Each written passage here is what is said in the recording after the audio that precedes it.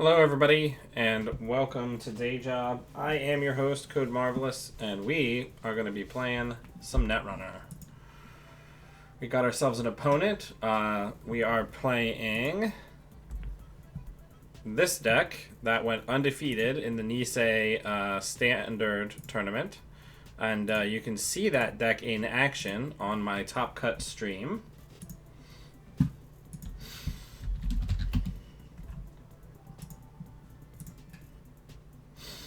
Alright, so let's hedge fund. Let's put Jinja in the remote. Let's res Jinja, and then hit Violet. And we'll install both of those pieces of ices clicklessly. So on their flip, they do get Paperclip and Amakua off of that inject. They're taking a setup turn. No, I want that for a central. So let's put the Ash in the remote. Let's put Gatekeeper on R&D. And let's hit that again. We already have one Enigma. So let's get the third ice type. And then we're going to have to discard down a card. Probably the scarcity is fine at this juncture.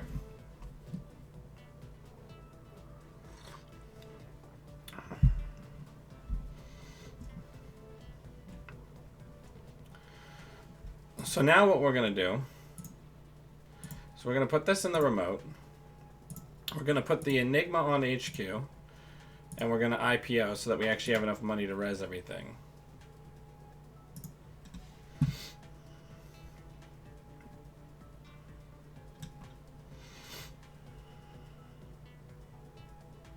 Violet level feels great though when you have a lot of ice.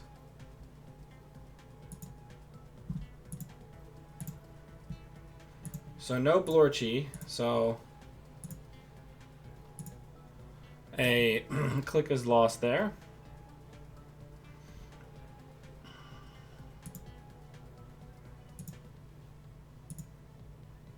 So let's advance Ikawa twice. With the amount of money that they currently have, probably our best bet is just to get $1.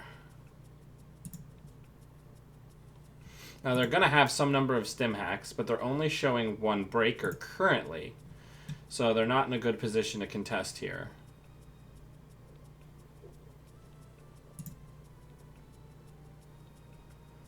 Yeah, we'll put the Surveyor on there because that's a huge honking boy. It's probably the last ice we'll put there. And we'll probably just take the credits as a refund here. Or with the amount of ice we've already put down, we're pretty likely to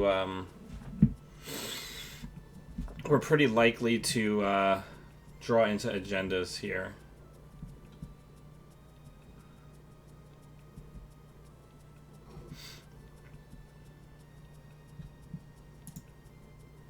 All right, so the breakers are in play.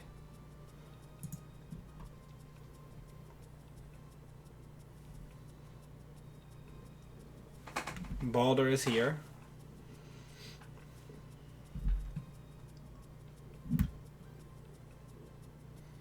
I mean, okay.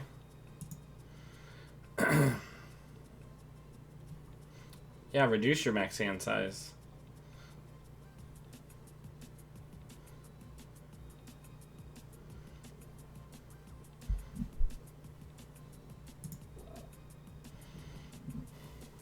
So, a stim hack just got used. There's another stim hack in the bin. Do we try to push... Balder, I need you to settle, man. Do we try to push here? I suppose we could. Let's try to push.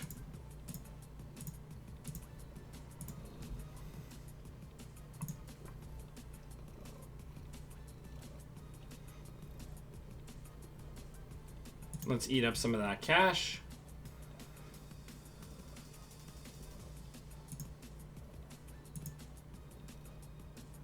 Hopefully this isn't like an APOC deck. That'd be pretty bad, huh?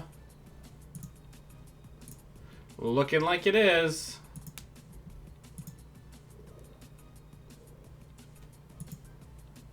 Yep.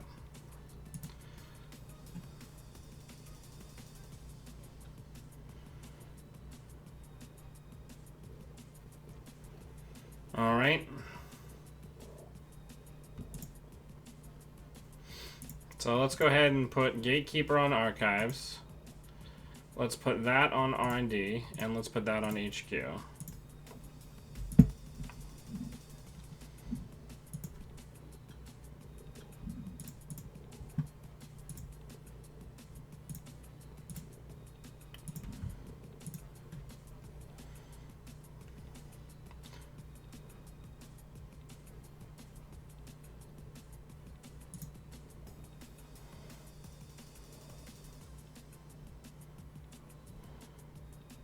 Alright, we need to be able to, like, rush here.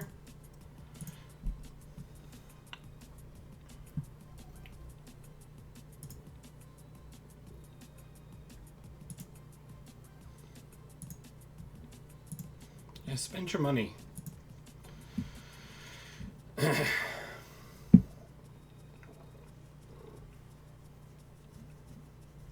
this deck run a Thimble Rig? It does not.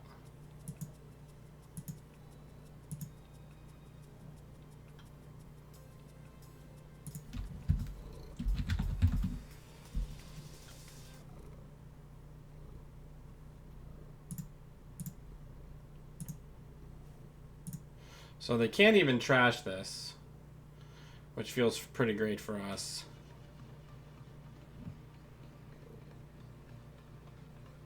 Morning, Janktivist.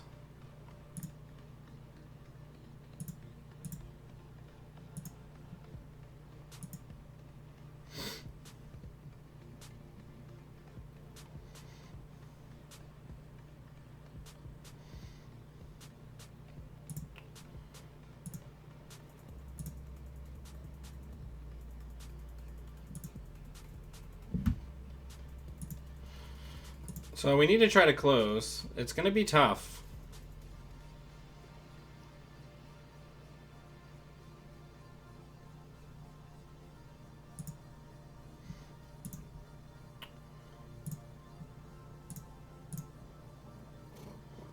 Yep, so they're going to trash the stuff that I flipped.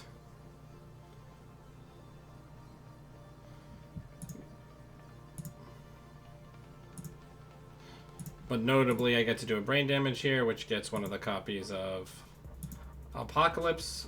So they're going to get an agenda here.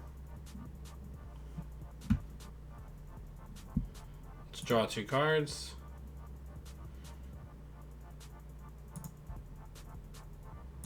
Let's put down Scarcity.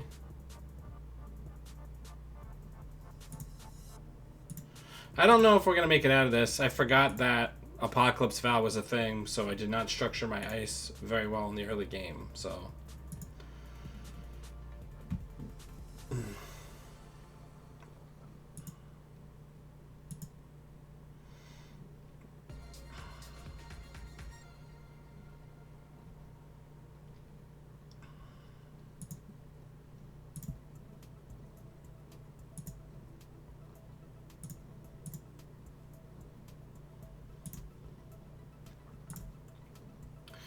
But we'll see. We might be able to get there. Is this deck running a preemptive? It is not.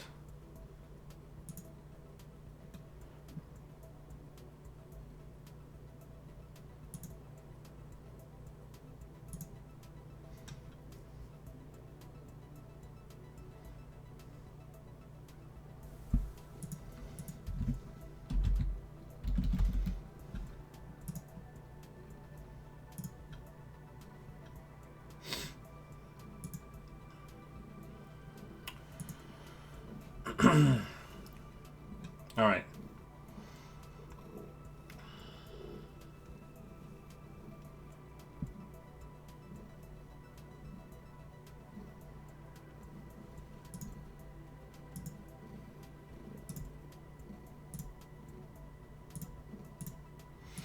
We gotta just keep kind of distracting him, I guess. We gotta...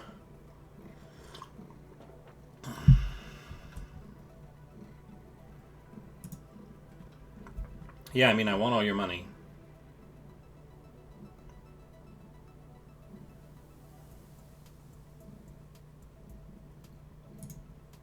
Guess should have let me have the cash.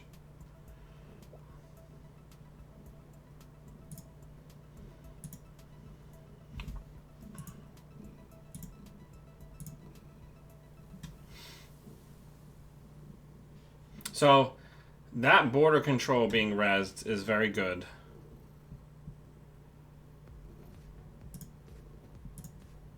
Let's try to get the Vitruvius scored.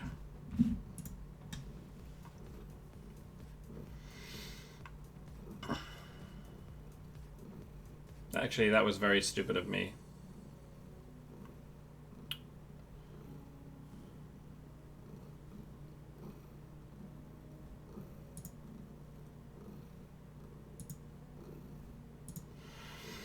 Yeah, I think I very strongly misplayed the early game here.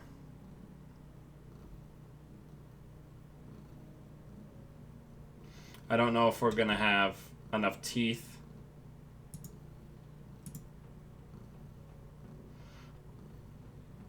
On our ice.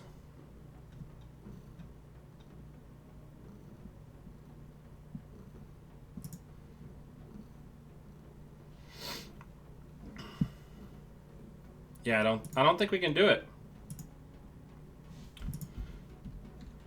Good game.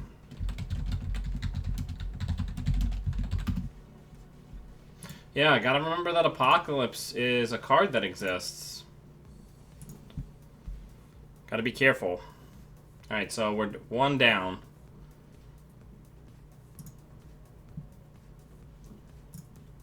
Let's give him the old GLHF. So let's go ahead and put Enigma out. Put the Jinja out. Put that out.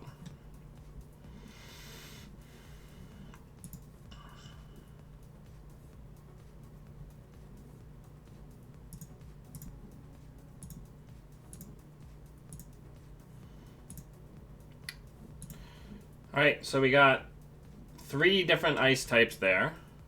That feels pretty good. Let's get that on R&D.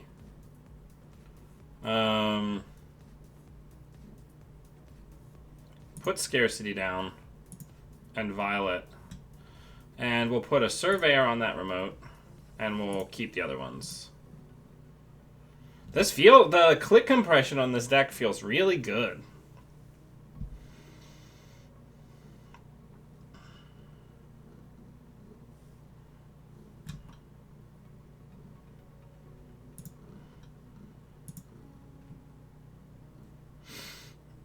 I think we can even afford to try to push an over-advanced Vitruvius here.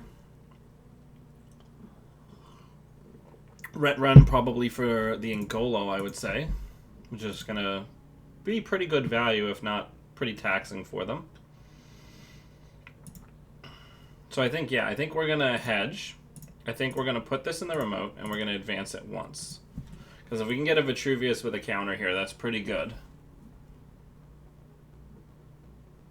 And we're already at 8 strength on this Surveyor, which means it's a turn and double boost for Ngolo. MK in the bin, but not enough for them to utilize it without a stim hack. Okay, so they play through...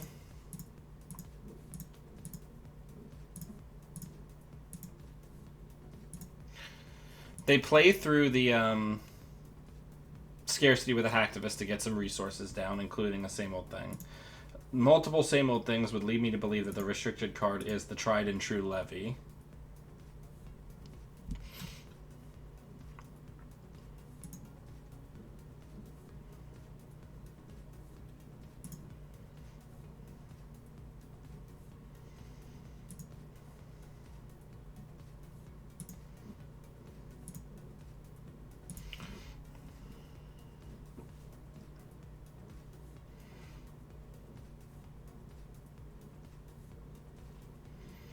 Hope everybody is doing well today.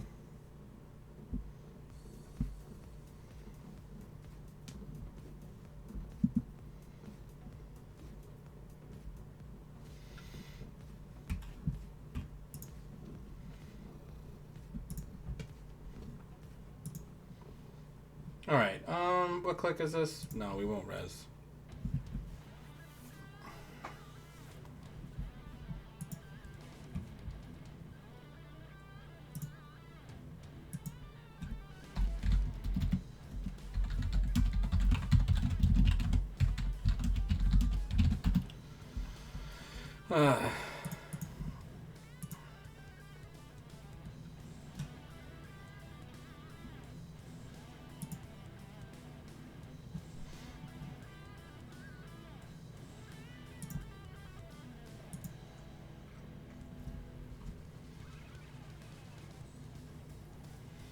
Alright, so we lose the Ikawa there.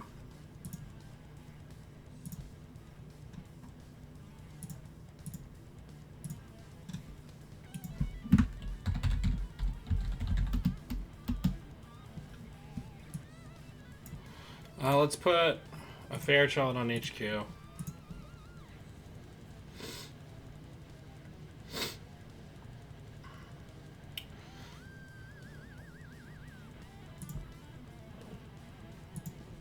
Alright. So, HQ, R&D, IPL.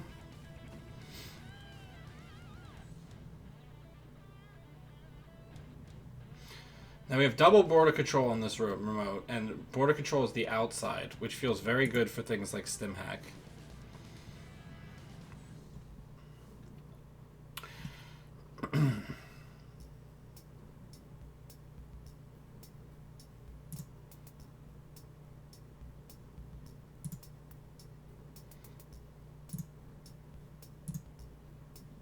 Let's draw. Let's put that on R&D. Let's draw again.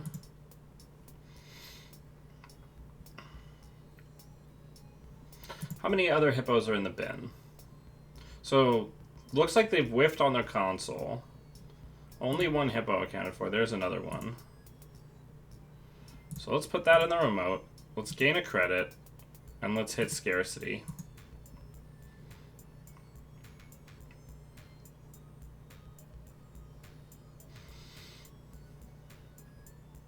Now we have these big beefy fair children as the inside ice on both R&D and HQ, which feels pretty good.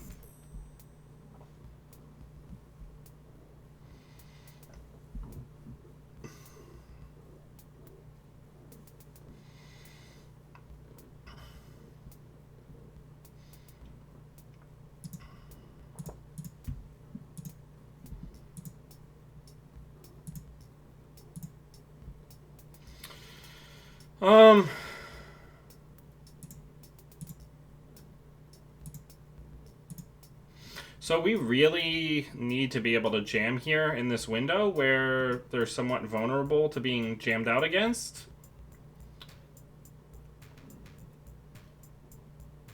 So I would like that to happen sometime soon.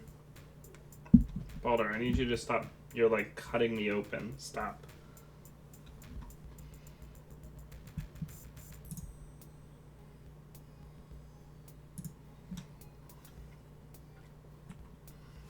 Stop.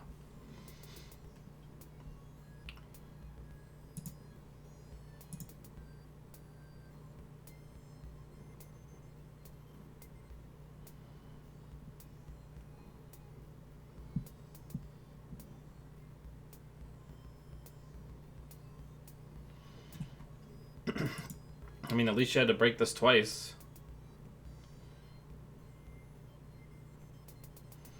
I mean, you're getting a lot of impact here. However,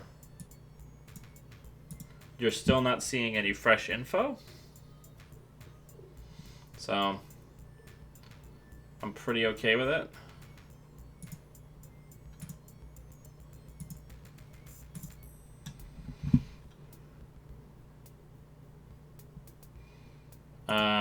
Let's put this in the remote and try to force you to come to me a little bit.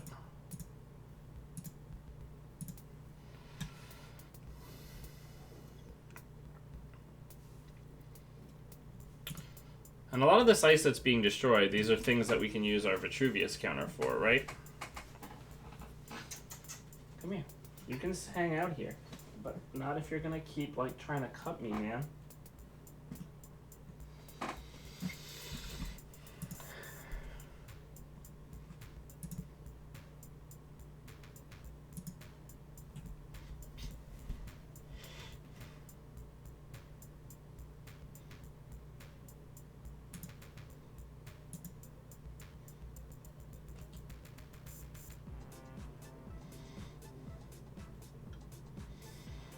So it looks like our opponent is just basically calling the remote dead.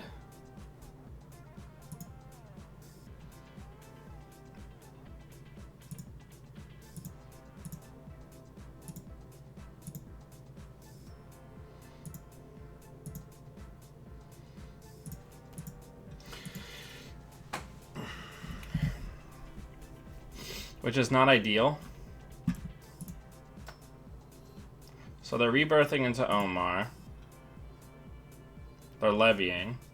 And they're coming in. We need to get some ice.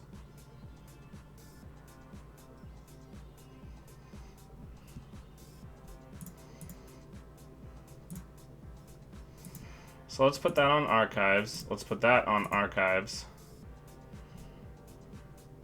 And let's advance this once. We just, like, this is crazy. We can't draw an agenda.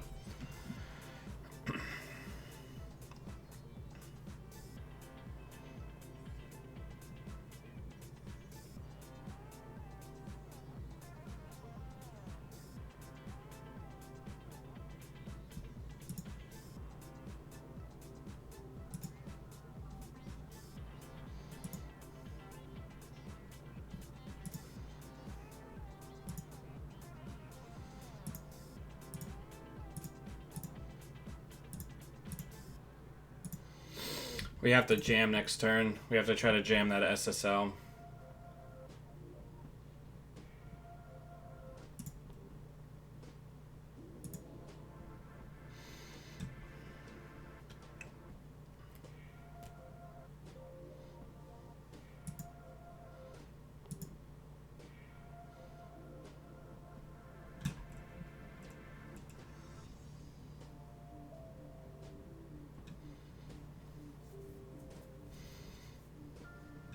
They certainly...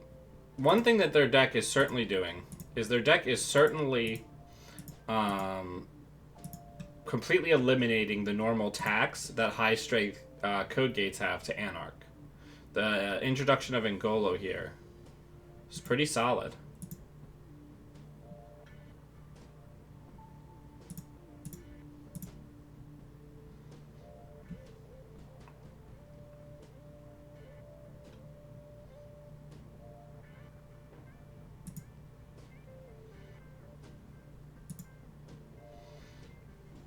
I love how much money they're spending on, like, nonsense.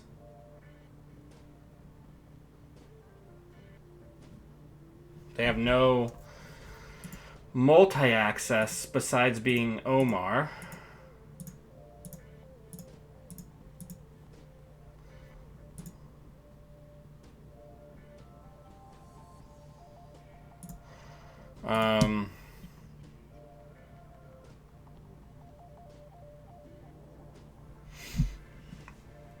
But they can win. There's not that much left in the deck, right?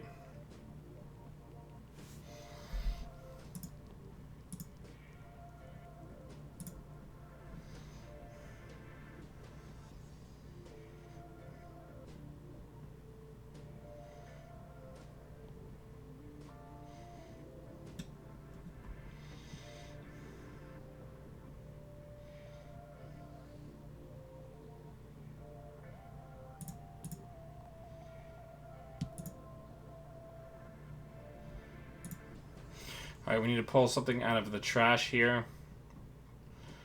It's going to be a border control. Try to keep them from hitting the SSL.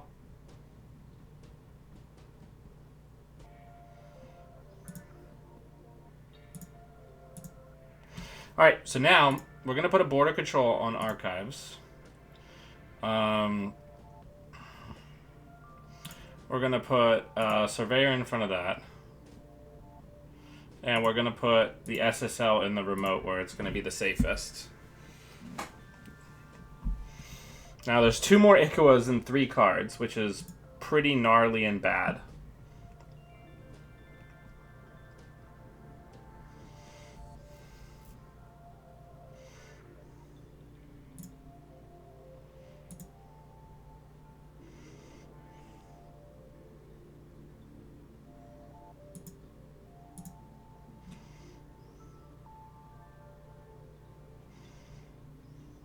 They're completely out of cash.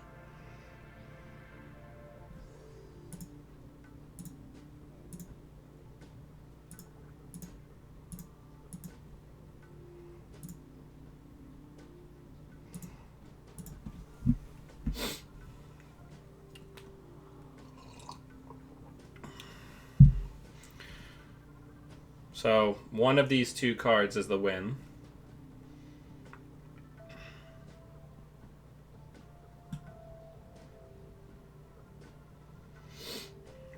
We have the win in the remote. What a tight game.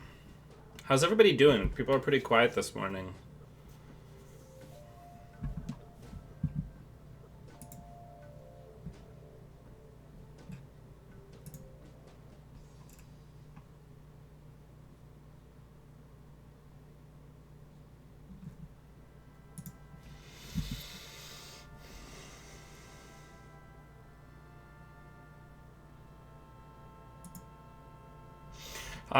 It's doing all right.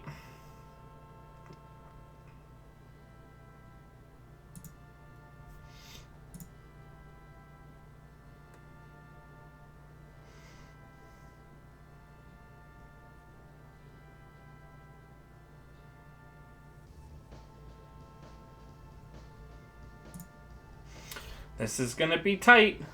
So the neat thing here is if they break the Fairchild... Yeah, they're doing the smart thing. Because then they won't have the money to take the Ikawa.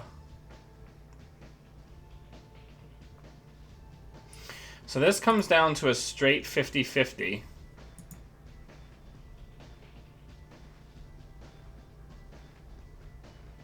And they whiff. So that is game, because we can use the Ash to protect the SSL. We don't even have to res any ice here. What a close game.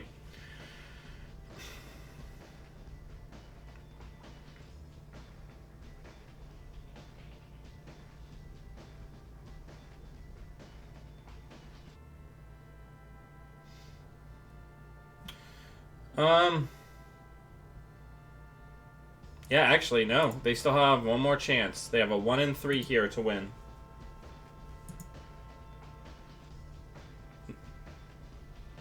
Okay.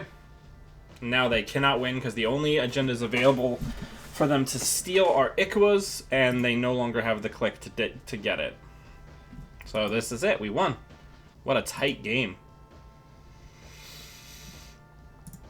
We're going to drip our SSL money, which them stealing that SSL gave us the edge in drip that we needed to be able to close the game.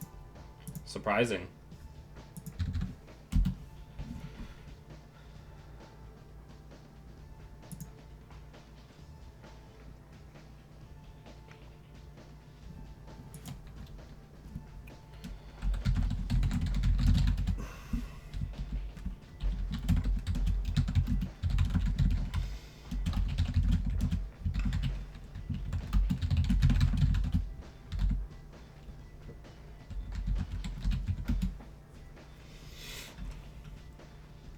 All right.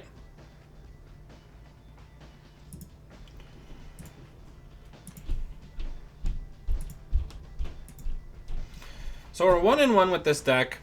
It doesn't have a ton of spicy boys in it. Actually, I don't even think that there is a single card. I don't think there's a single card from the new set in this deck.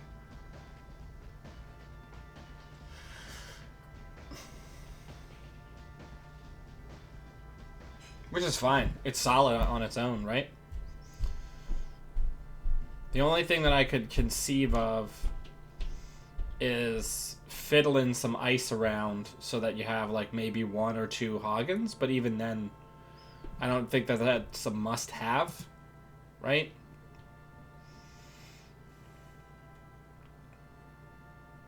Oh, nice, Tanuki.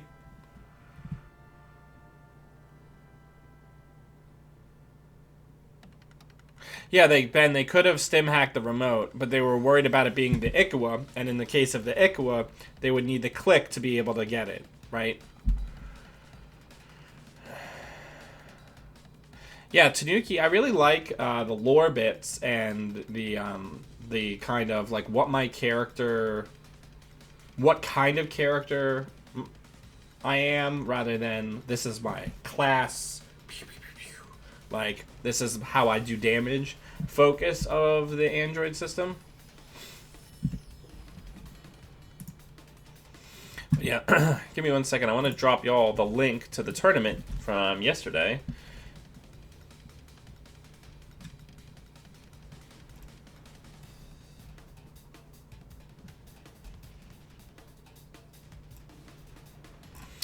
All right, let's go into the library. Let me get that link.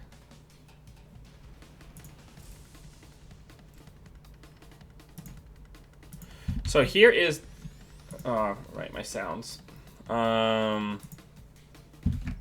Here is the link from yesterday's wonderful, or not yesterday, Saturday's wonderful Nisei online events. Go check that out. It turned out really super good. Had some great commentary. I had some great players who joined me from Top Cut Valhalla.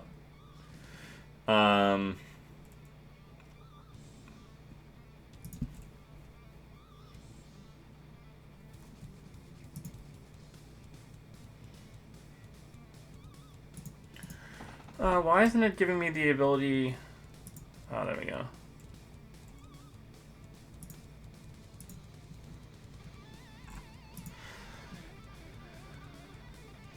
But yeah, it was a really good tournament. We got some really solid top-level play and a lot of diversity in the cut, so who could ask for more, right? I mean, I certainly couldn't ask for more. I was really pleased with all the play we got to watch, and since the field was very varied, you had a lot of the games just kind of came down to who could pilot their deck better, and that feels really good, right? Like, when that's the scenario that you have, where the person who's coming out on top is the person who can just pilot their deck the best, that's the ideal. Alright, so this will be neat.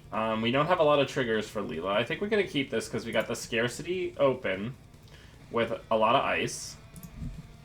So we don't have any Jinjas in the opening hand here, but we're going to trust our deck not to screw us. We're going to put the Architect on R&D. We're going to put the Border Control... No, we'll save the Border Control. We'll put the Cider Adaptive Barrier on HQ. And then we'll drop that Scarcity, right? I think that's a solid open.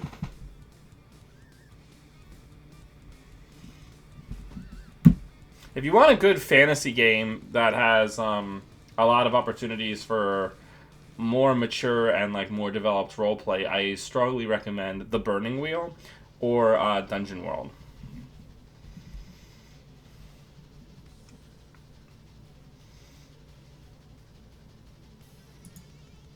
Alright, let's draw. Let's draw again. Let's put a Border Control out. Undo click. And let's put a Border Control out in a new remote.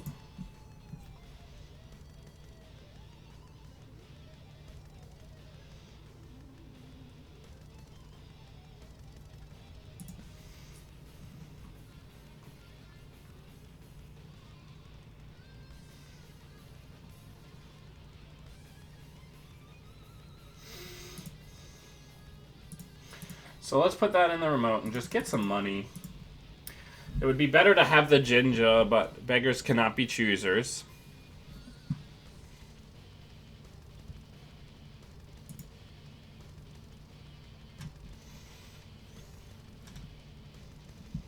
So not showing anything that can deal with this.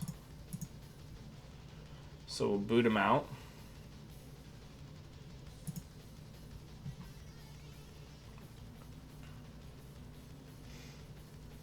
Yeah, the interesting thing about this Sports Metal deck is it's literally just using the Sports Metal ability as a value proposition for after a score to like do a draw to like put more ice down.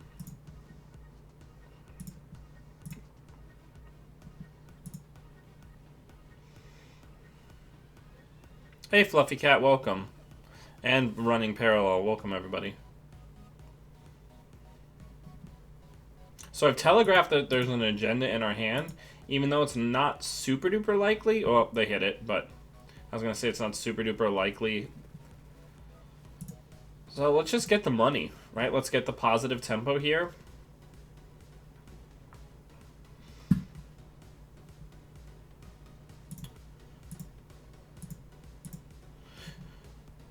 All right, so let's get the scarcity back down. Let's put the cider back down. And let's just get to the point where we can comfortably res all of our ice. I think that's the ticket, right? And now we've got some drip going. No Bugalter yet, no other breakers yet, no Amakua yet, so... Oh, well, we can't have that. Okay. So... let's get rid of that. Let's put this... let's see if we can draw into a better piece of ice. We can't. We'll get rid of the ash, because it can get bounced. We gotta get going. The longer Leela has free reign, the worse this is gonna be.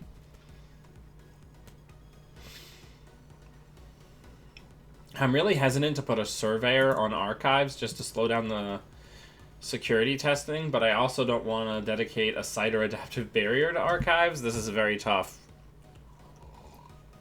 But I guess I just have to make a choice because all of our ice is synergistic for being in a multi-level remote.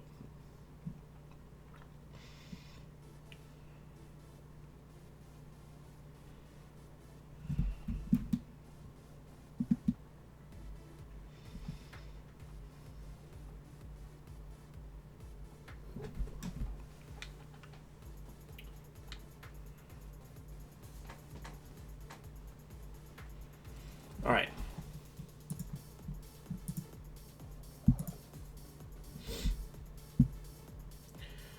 So, I think we got to try to go for it. So we're going to put this in the remote. We're going to put this on archives.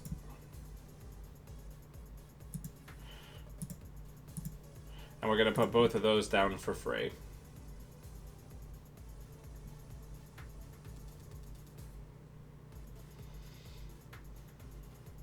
And then we're going to just over-advance the shit out of this Vitruvius.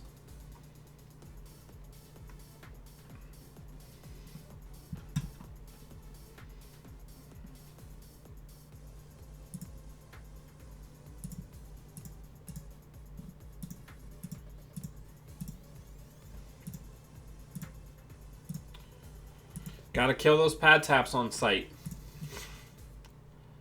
Those cannot hang around.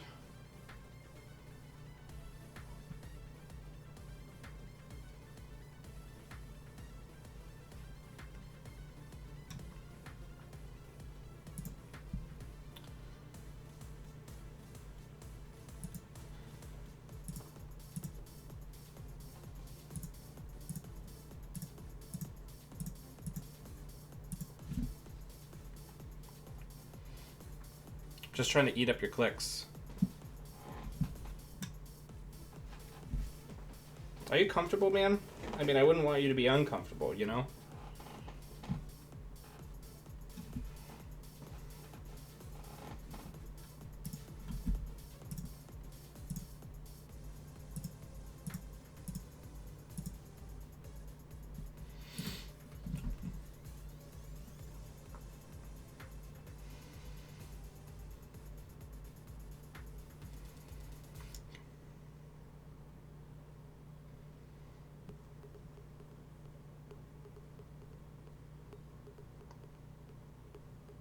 They have lots of money. Lots of money is something that they certainly have. So let's go ahead and score it. Get our credits. We'll put that on HQ. We'll put that on HQ. And we'll IPO.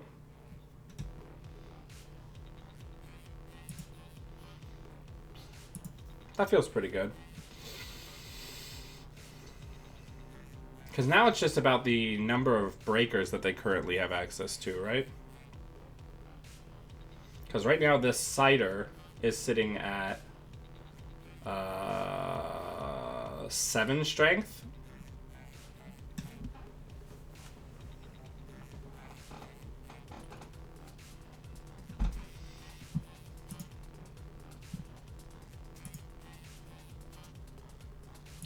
Let's put that in server 1. Let's put that in server 1.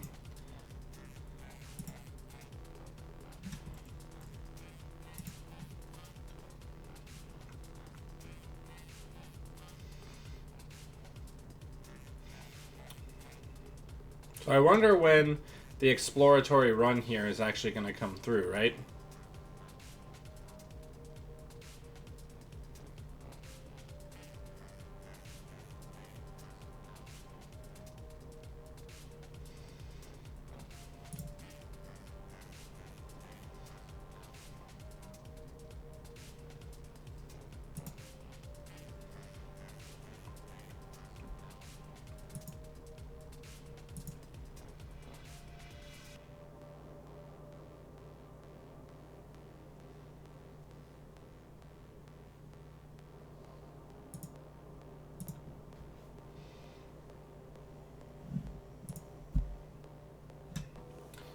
Getting everything rezzed.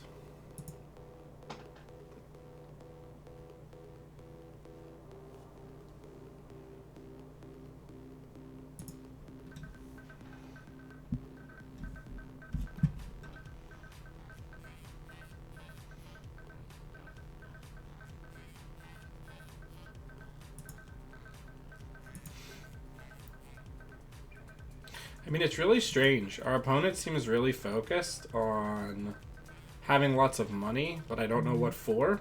If they're not gonna...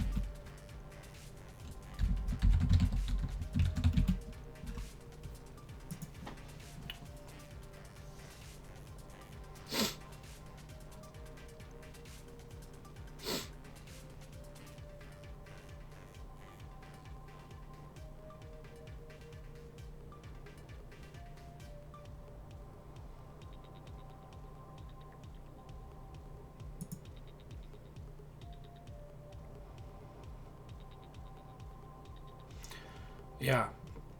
I don't like when people get frustrated when I ask them to use the interface. That is what the interface is for.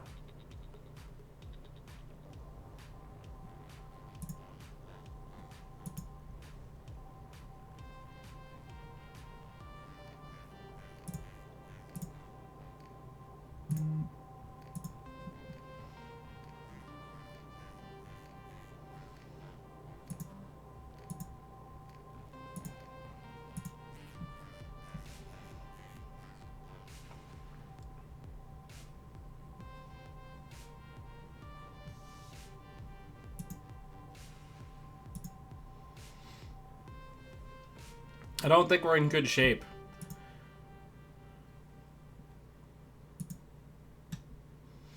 This deck runs surprisingly poor.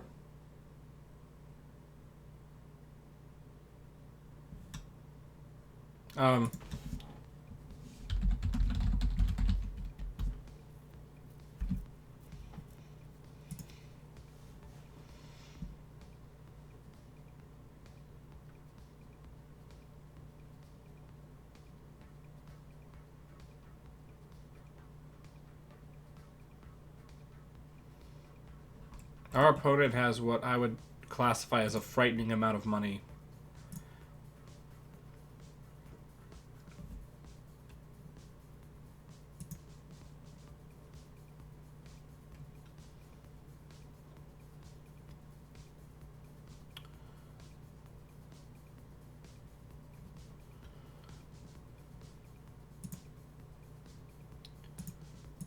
I don't know how we're going to get out of this one, kids.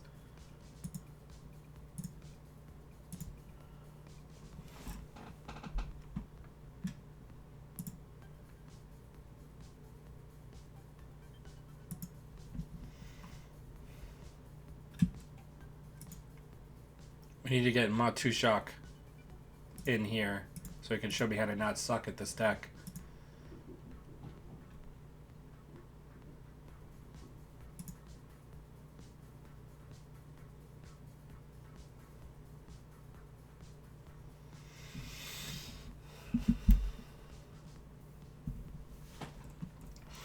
I guess probably one of the biggest problems that I'm doing here is I'm not pushing hard enough in the early game.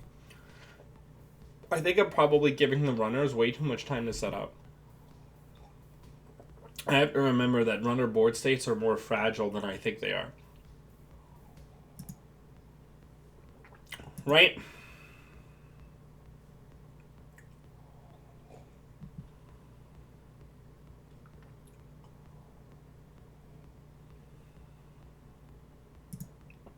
This seems like a strange play. Oh, I guess they just want to see what the face downs are.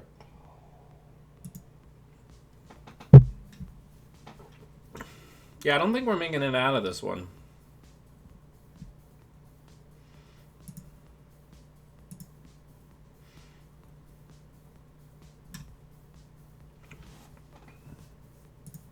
I don't know how we get out of this one. We're pretty much locked. I am basically locked.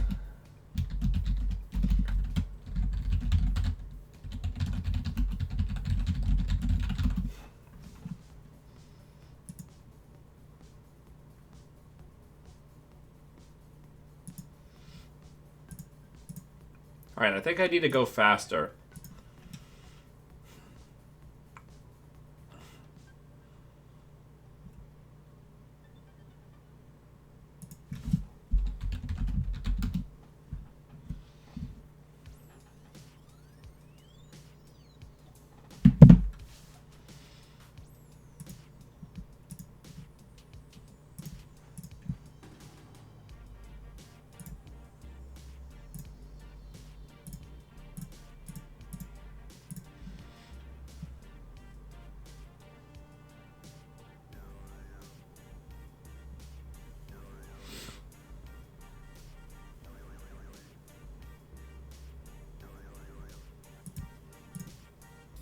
We have to be ready for the mining accident, unfortunately.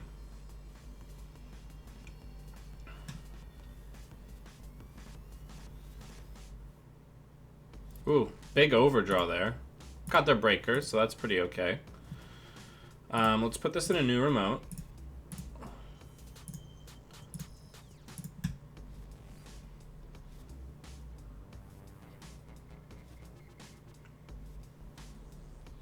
Hey, Thrasnos. Welcome.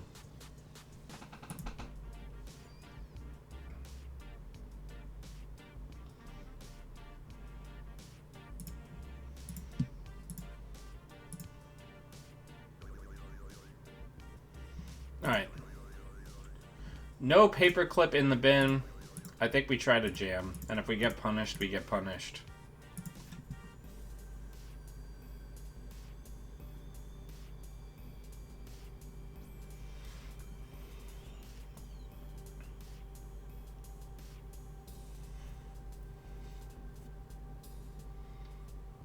I think if ever there was a time to score an SSL, that time is now.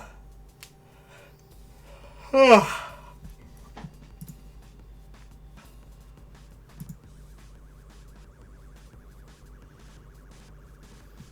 we could lose the Vitruvius here, and that would be very unfortunate.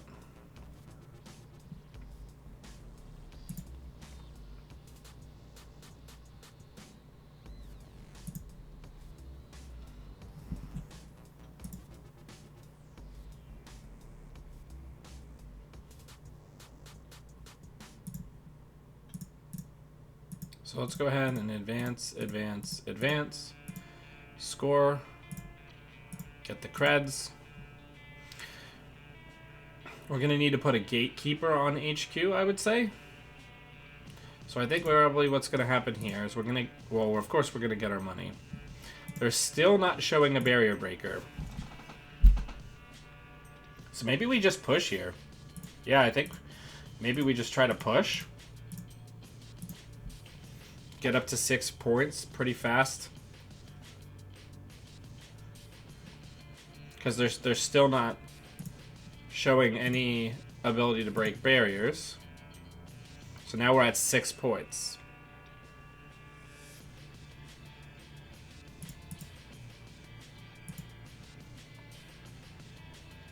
There's no domestic sleepers, no.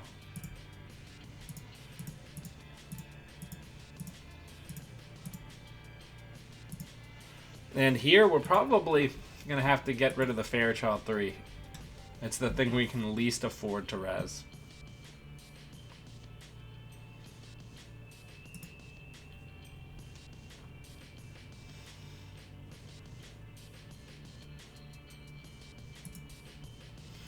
I really don't want to res this Surveyor until it's doing a little bit more for us.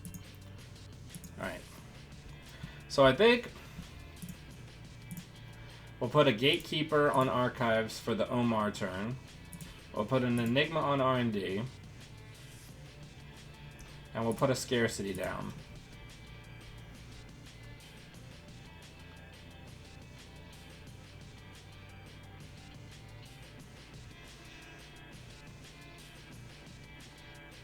I really want to save this border control for the remote.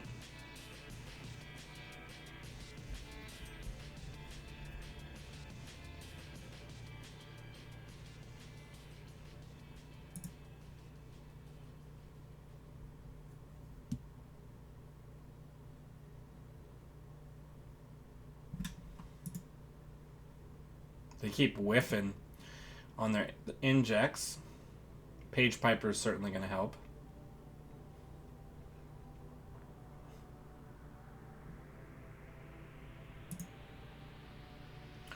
Alright, so let's put this on HQ. Just so we can get some draw, right? Get the Gatekeeper on HQ just so we have some more draw available to us. Corroder going down. So they're spending that money. Perfect. And especially now we know that they are holding the Corroder. Before we tried to put an agenda in there. So the big money spend comes through for the Gatekeeper. So we're chewing up a lot of their cash here. Let's draw. Let's put that on the remote. And hedge fund. Ow, ow, Balder.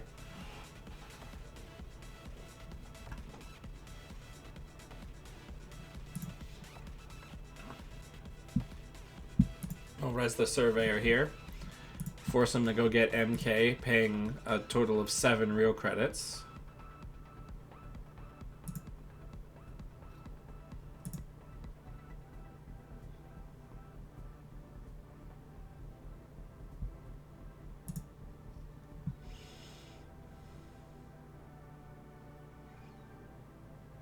A concession, okay.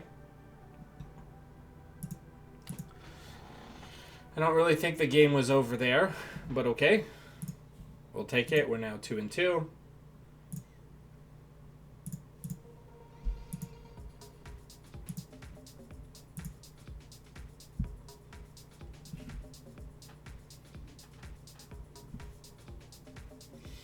A friend of the show, Janet from the New York Meta, is here. Ooh, sunny. Neat.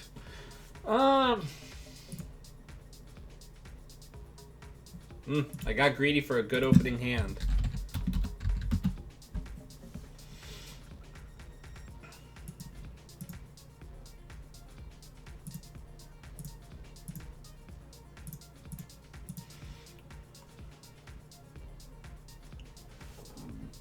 And I got punished. Yeah, I need some Z's to be able to close out the game. I just don't know what you would cut for them. Maybe like a single ash.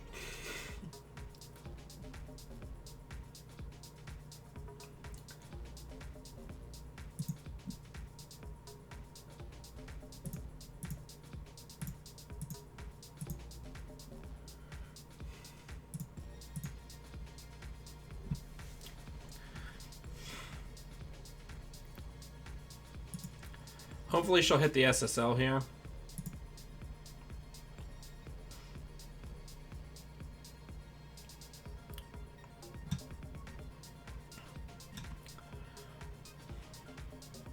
Power tab, okay. Gotta go fast.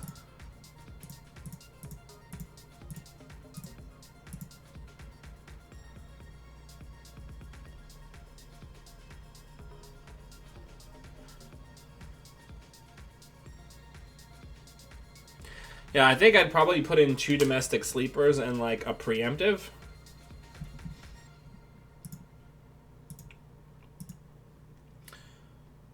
So I think here what we're going to do is we're going to put this out. And we're going to try to jam a Vitruvius with a counter on it.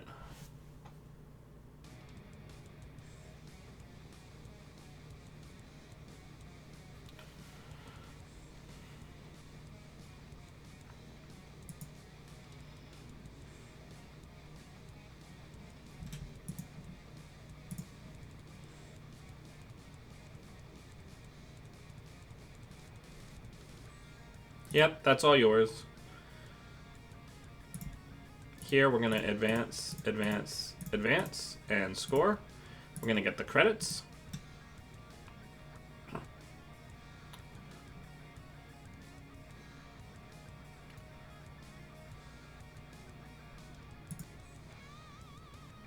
Alright, we need to armor up all the centrals. So I think we're going to put this on archives and just click up for credits. Because we can't let that turtle get super big.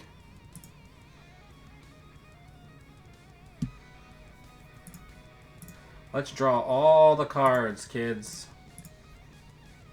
And we'll put 1 of the SSLs back, and we'll end the run. And of course, she's going to hit archives 3 times here to get counters.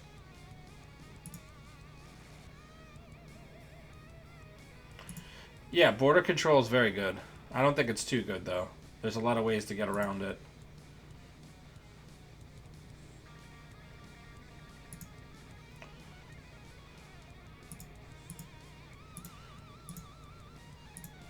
Scarcity is not doing a ton for us now.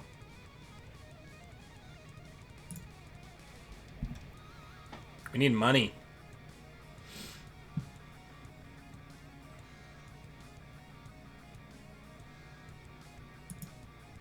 Single access here.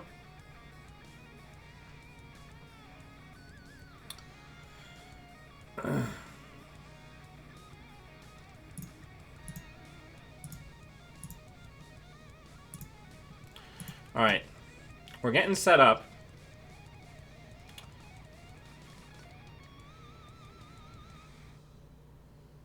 Oh, nice.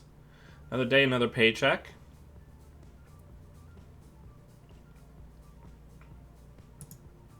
No Jinja's seen yet this game.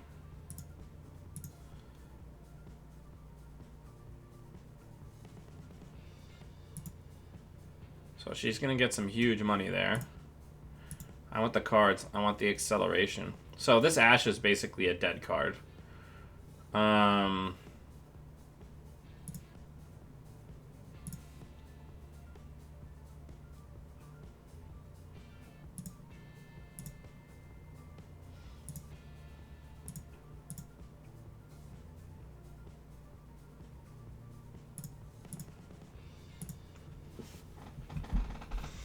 We're going to need to purge soon.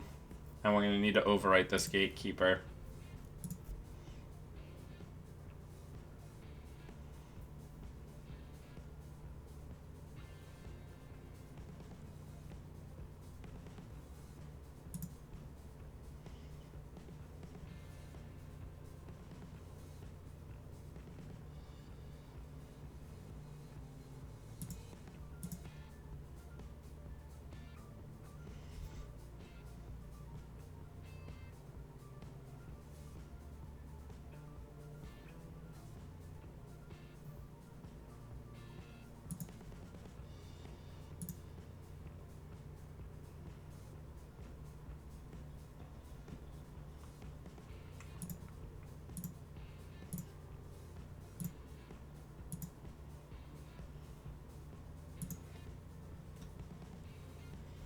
So,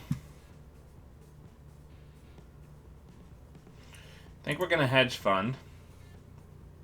I think we're going to put that on HQ. And I think we're going to put this in here. Man, this is not as... Well, I didn't anticipate that somebody who won a tournament had an easy-to-pilot deck. But this is much more... there's a lot more thought diversions, like fork points in this deck for the person piloting it than I was anticipating it. Because you have pretty big gaps between scoring windows, so you have to really, like, sculpt them.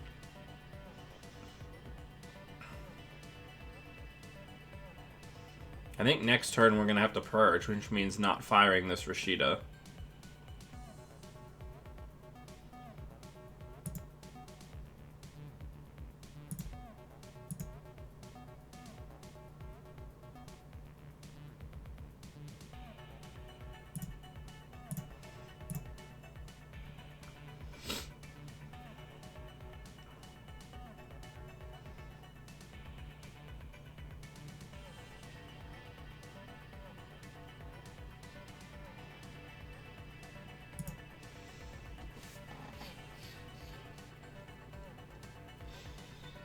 Alright, so what we're probably going to do here...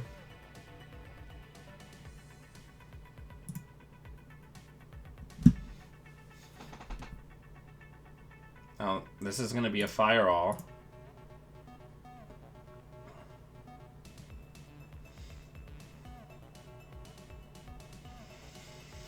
So we're going to put a Jinja City Grid in the remote. And then with the HQ install, we are going to install the SSL into server 2.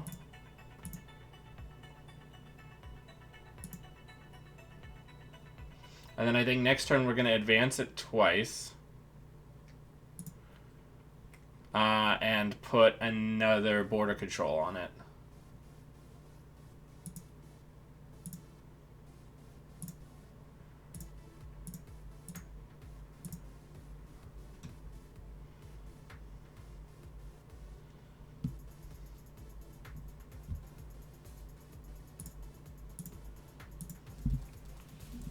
Because that's our out here.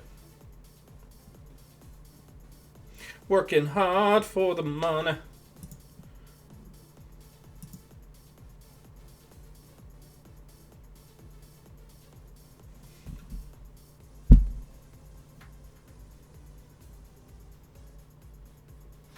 Nexus coming in hot. This is a strong build. This is basically like Power Tap's 419, right?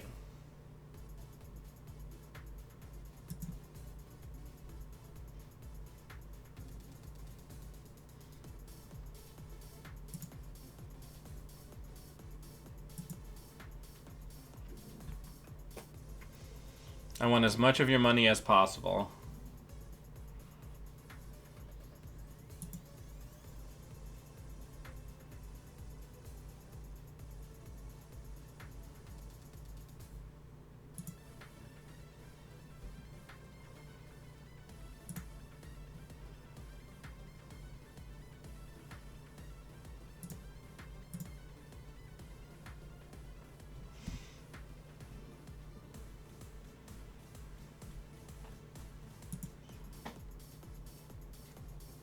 Janet is super duper rich here.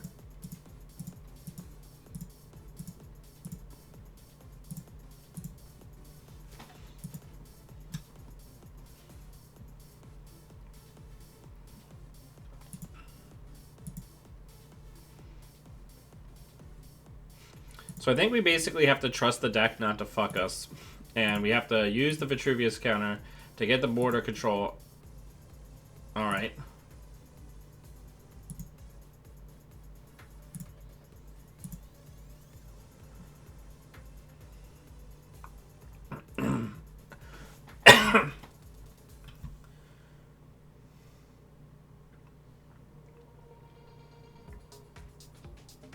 Or we might just try to jam, right? The Nexus is only one-time use.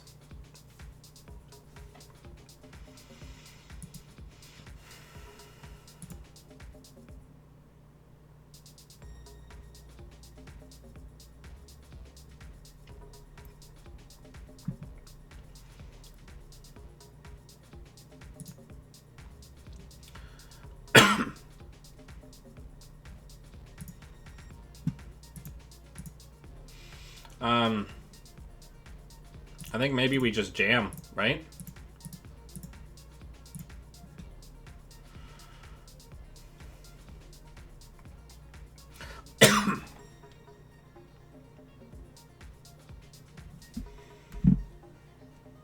Because she has to get her barrier breaker down to be able to contest this remote.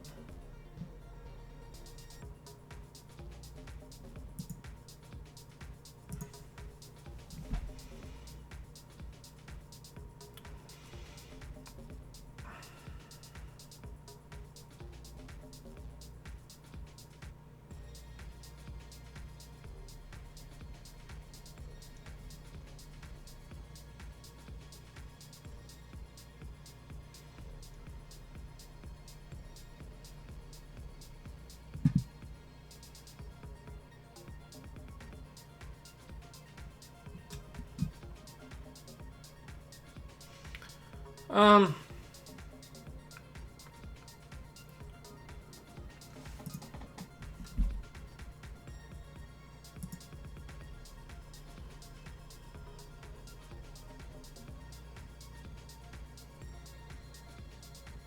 10 strength surveyor, baby.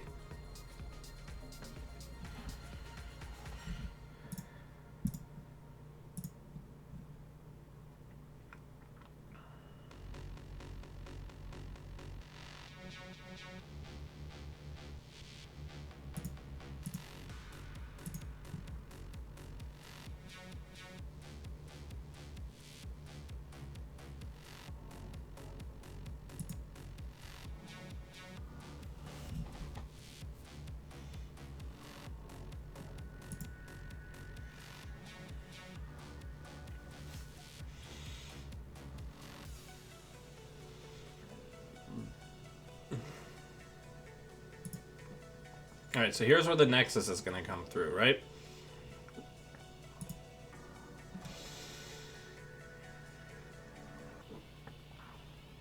Then we're going to end the run with border control.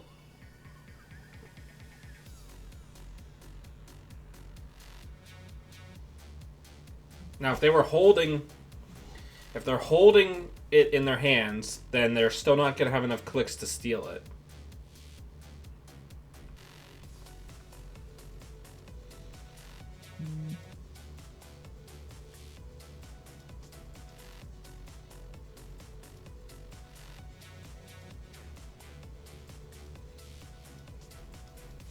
Coming into HQ to see if there's anything there.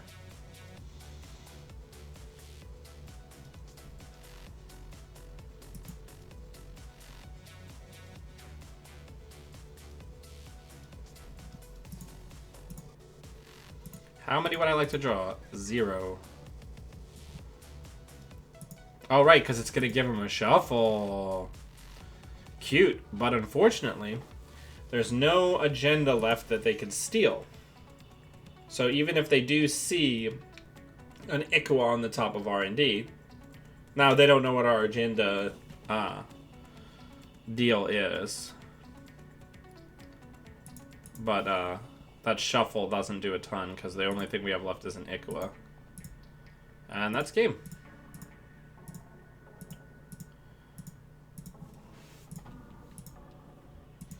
Good game. Alright, let's go to the deck list real quick. I think I'm going to get rid of the scarcities. I think I'm going to do...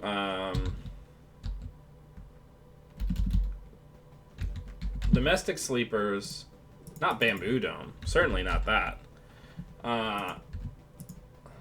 Domestic Sleepers, X2.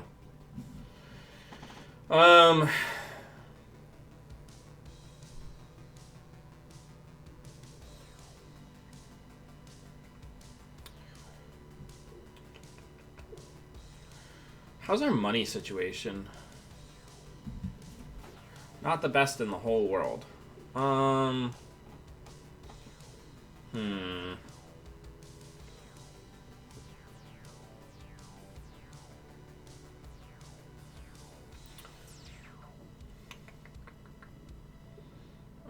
thinking.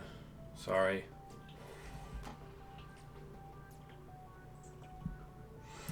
I think 2 ash is probably fine. I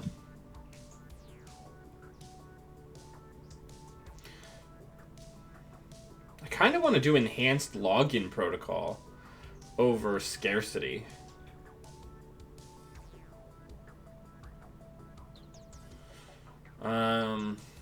Maybe that's not the best idea I've ever had.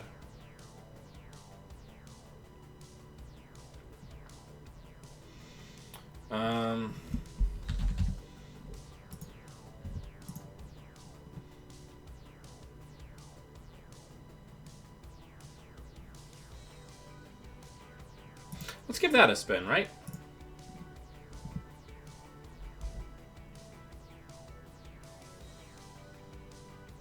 Yeah, I don't know. Then I think if we don't do the EOP, then we have to do 1 preemptive so that we have the ability to get money cards back. And,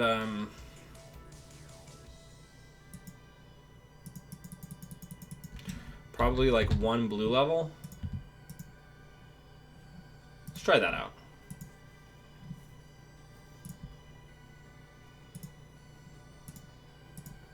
Oh, wrong list. Balder, are you comfortable? Are you happy, my dude? My son?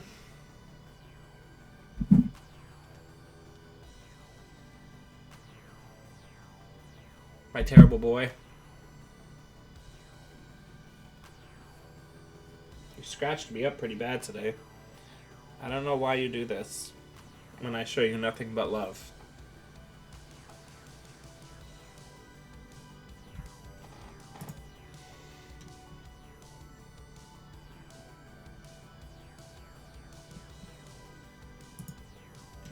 Yeah, I feel like Ash is such a weird card.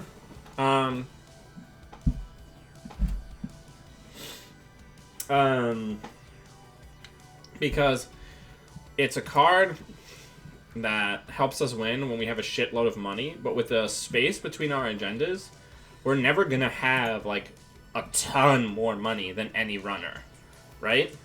Unless they're getting really desperate for accesses, we're not gonna be significantly richer than the runner, right?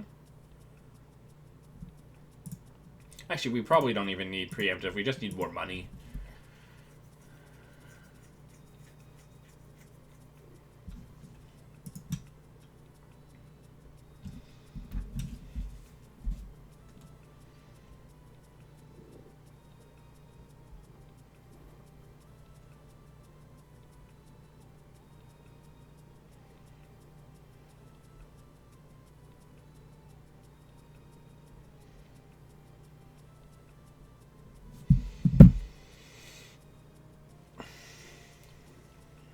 I'm gonna bury you, Balder. Ugh.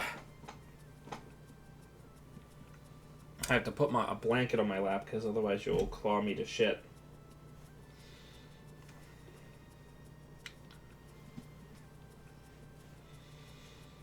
Well, we have a little bit of a lull.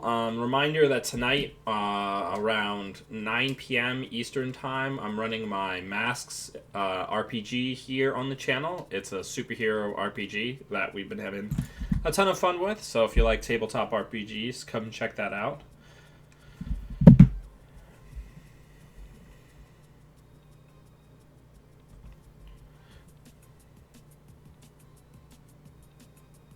For a third 3-pointer. Savage.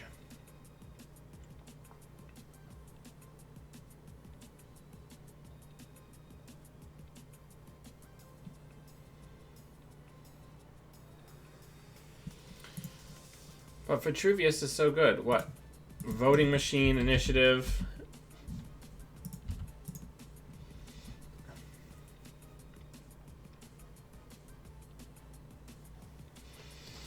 Yeah, I mean, that makes sense.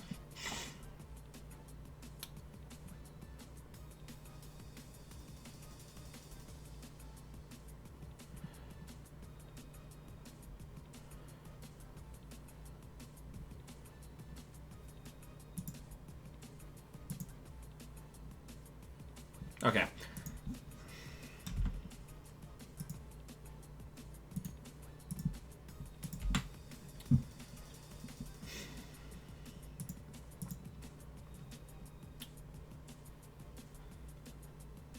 Yeah, this is all pretty good. It's just a very straight up and down. Oh, also, if people haven't seen this, while we have a break, go watch that. If you've been playing since the accelerated beta test days, just go ahead and check that out. It's worth your time, I assure you.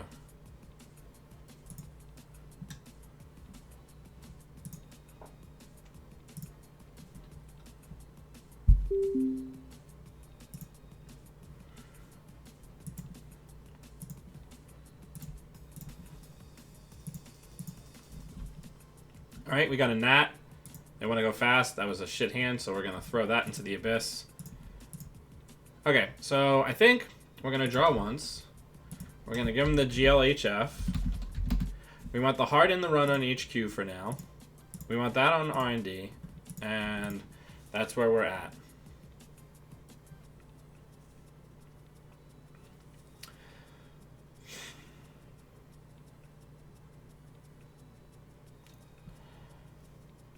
Yeah, there's a lot of internal references on... What is that?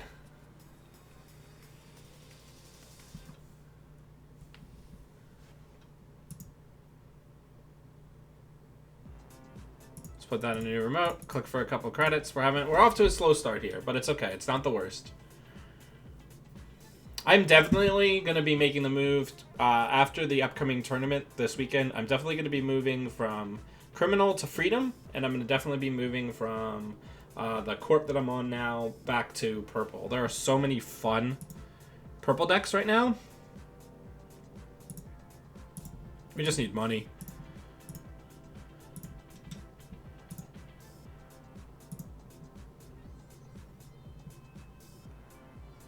So that was a neat play. They used Dadiana Chacon to get one drip and then hit it with an isolation. It's cute. Okay, so this is like a bullshit mill out deck. So we're going for the gusto.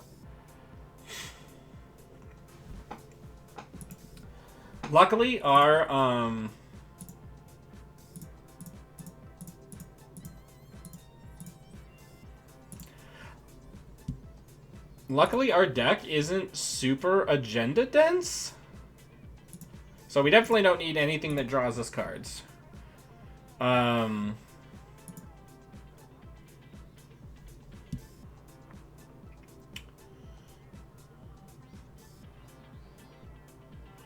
I think next turn, we're just going to try to jam another one right now. There's nothing in there for us to lose.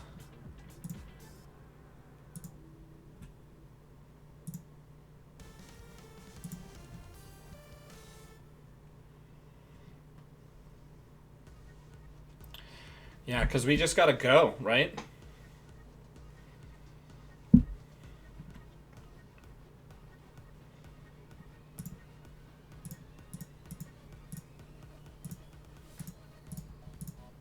We'll score. We'll get the 2 credits.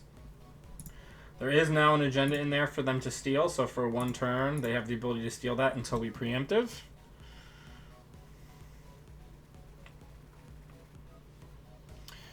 Already at 6 points. A domestic sleepers would be ideal here. Oh, nice. Getting rid of the stim dealer. That's a nice trigger. I really like that. Let's show that card here. Give me 1 sec.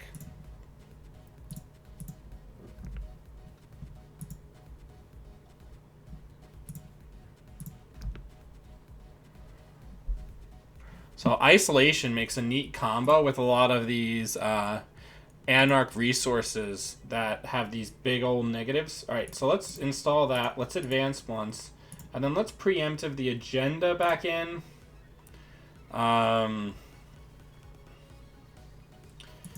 Money and a blue level.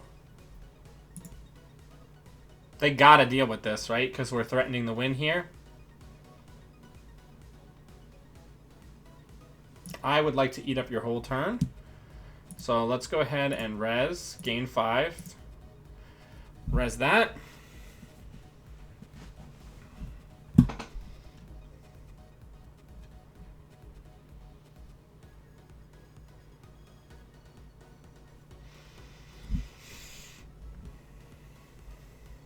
Spoilers is a fun card that they're utilizing.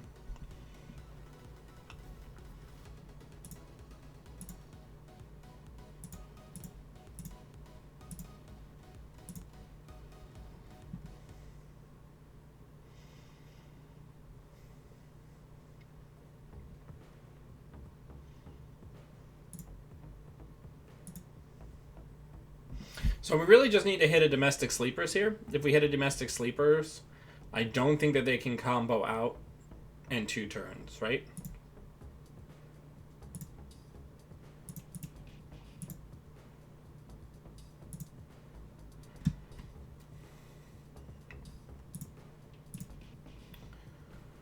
One out of 3 contaminates are in the bin.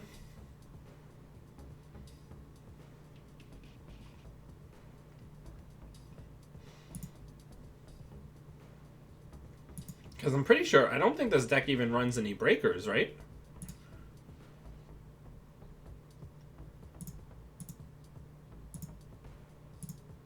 Let's get that out of our hands.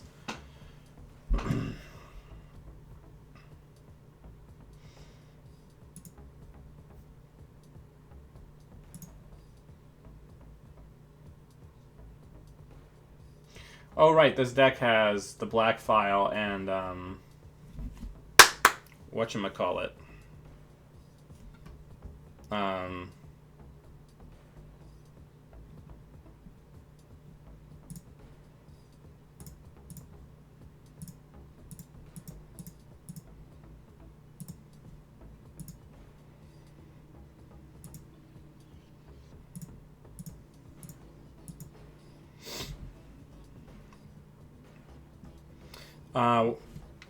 Oh, what is that card called? Dr. Lovegood. That is the name of that card.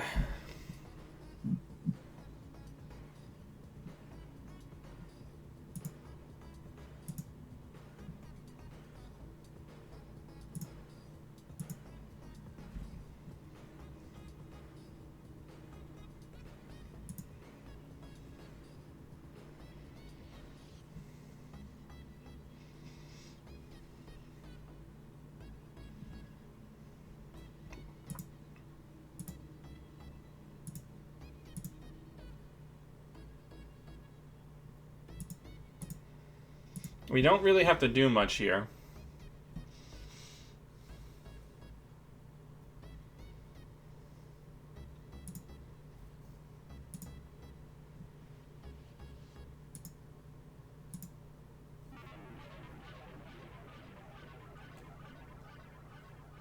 We're going to win at the start of their next turn.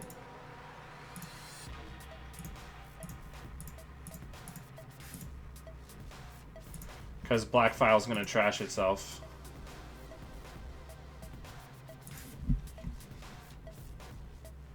Yep. Alright, good game. Out here beating that degenerate trash.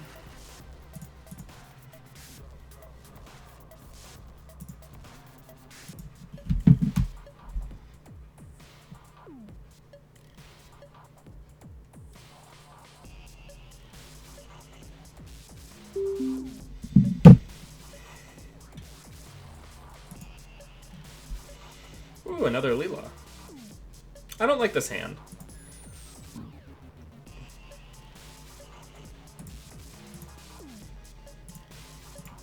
I don't like this one much either. But we just have to trust in the deck.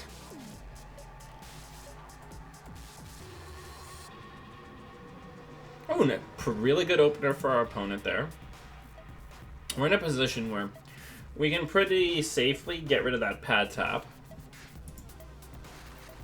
So we're going to go ahead and do that.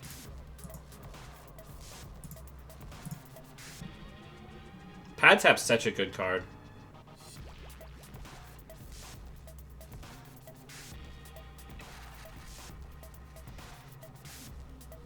We haven't seen much in the way of our Jinjas lately.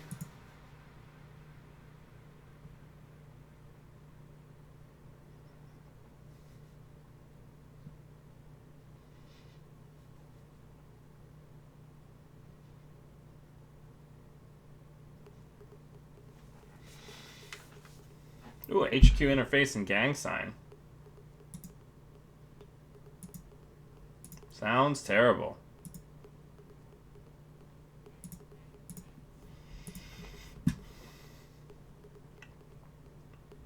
Or you gotta just get ready to go.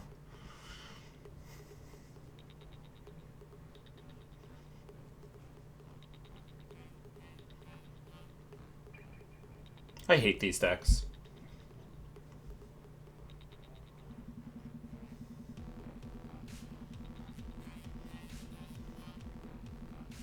And this is another Gravedigger deck.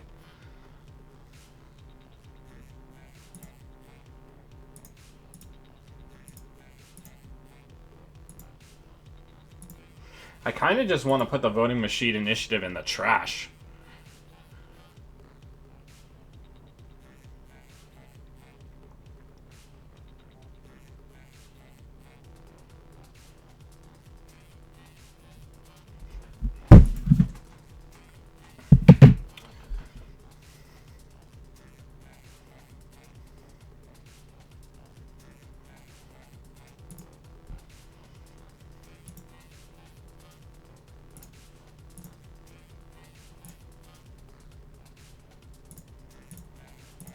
This is so frustrating. These builds are so frustrating because they're do nothing decks.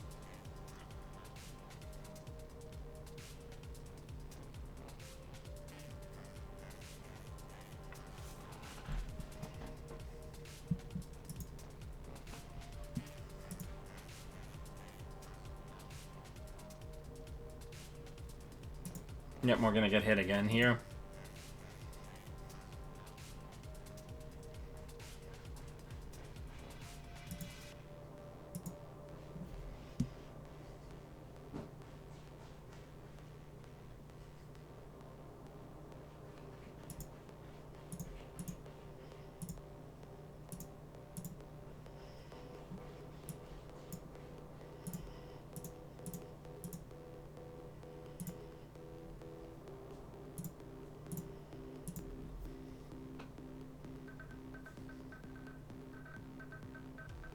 Right, and they're just gonna win off bullshit.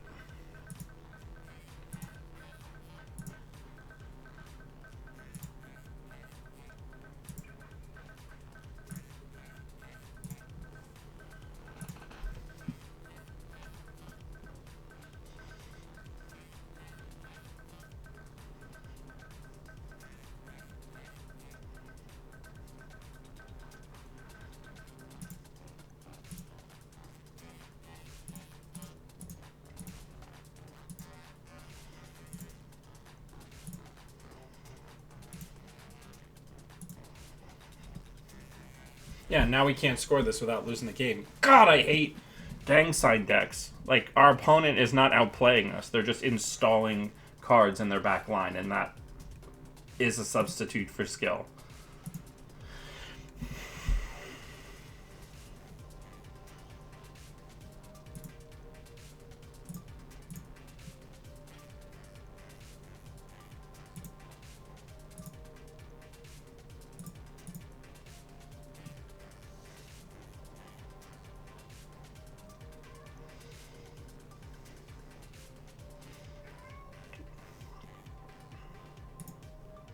Like, we're gonna have to over-advance here.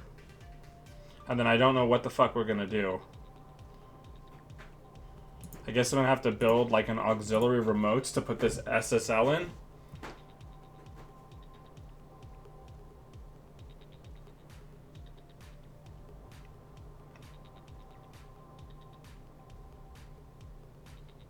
Like, there's basically no chance we actually get to score this out.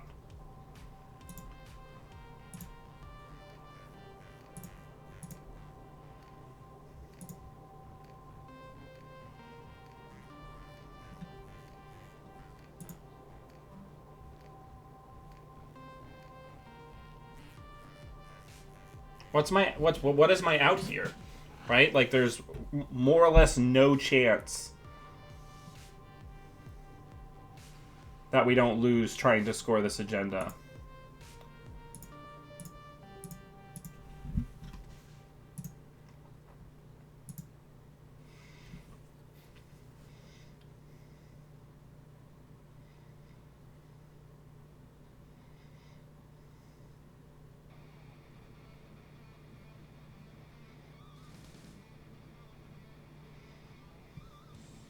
Alright, then I guess we gotta just jam the SSL right into that remote.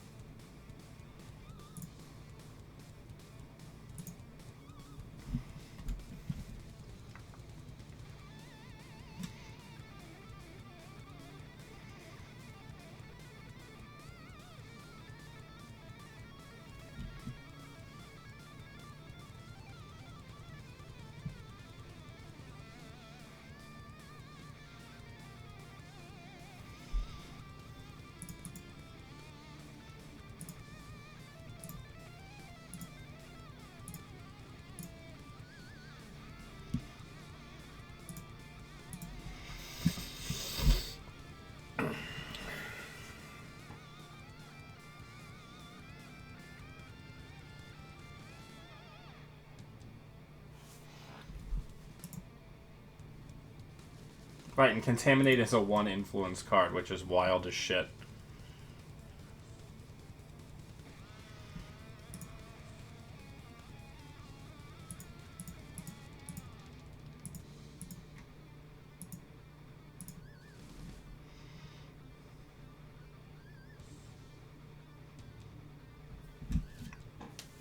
Yet again, we're gonna just have to, like, count on the deck not to give us up.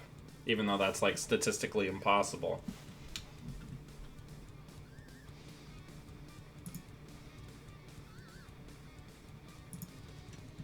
Yep, now there's no way. These decks are so fucking dumb.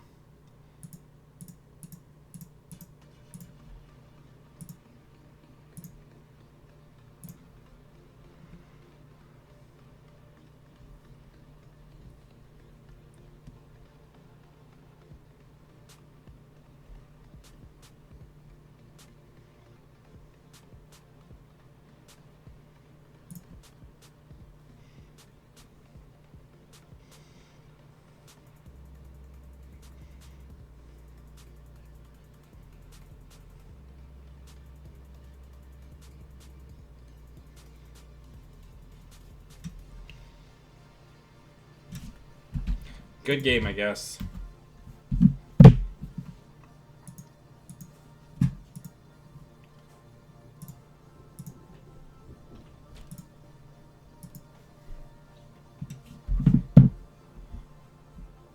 They're not fun. Like, the gang sign decks are not fun for anybody, right?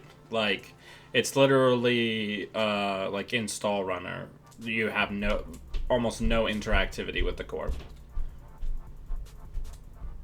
Like, if we had been ASA group instead of Sports Metal, we would have had literally no chance in that, because we wouldn't have been able to draw the extra cards on score to pad our hand. Like, that's, like, runners are strong enough that you don't need to play that shit.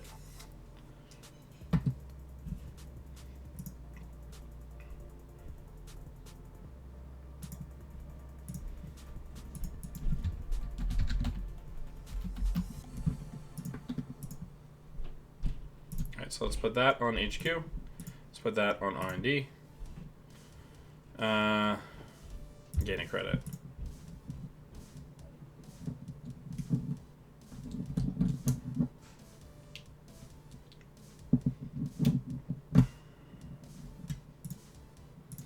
So let's put that in a new remote.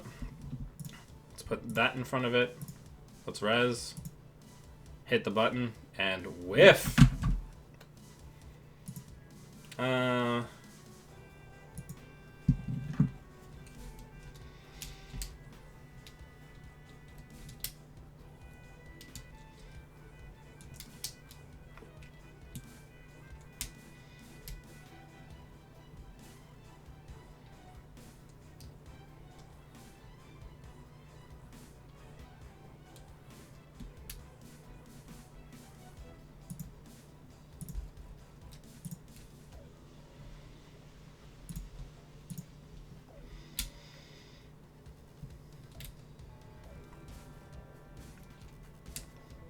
The nice thing is our deck is going to accelerate pretty rapidly here. Not if we keep whiffing.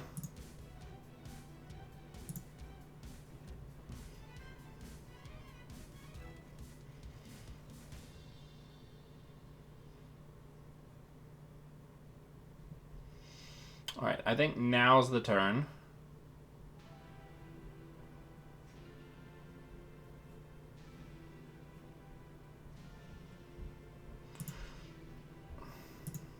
Or we're going to push the first Ikua.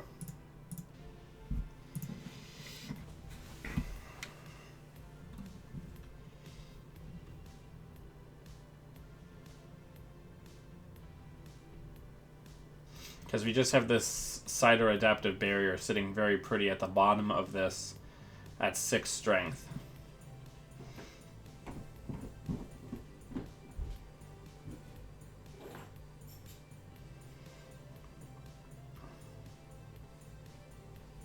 And this is sitting at 8 strength, though there is the flip switch in play.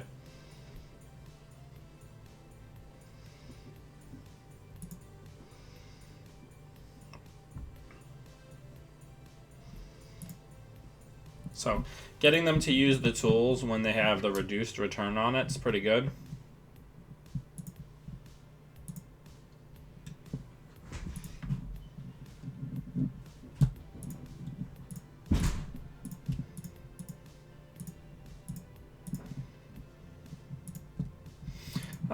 Probably the pitch here is Ash, because they'll be making money as they come into remotes.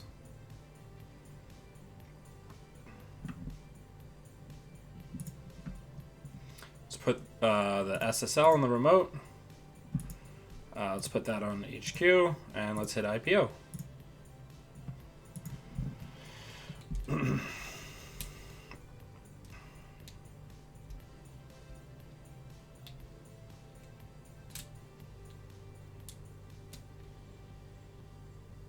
We already have the domestic sleepers in hand. Oh, a Kushik. Neat. Yeah, I'll force you to use some of your stuff.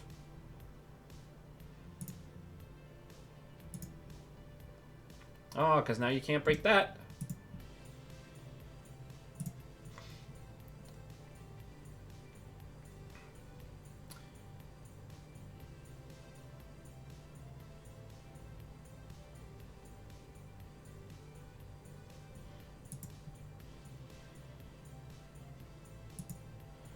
Alright, so they're going to get to see 1, 2, 3, 4, 5, 6 cards here. So they're going to take that SSL, which is great.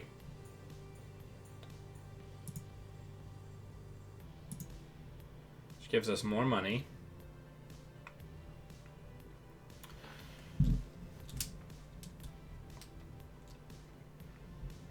Now they do have the Damara down, so that's something that we need to be wary of.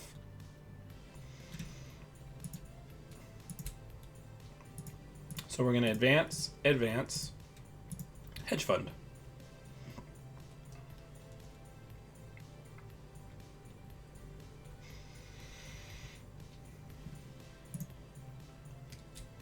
So right now we're at 4 and 2. Not the worst. Not the best either.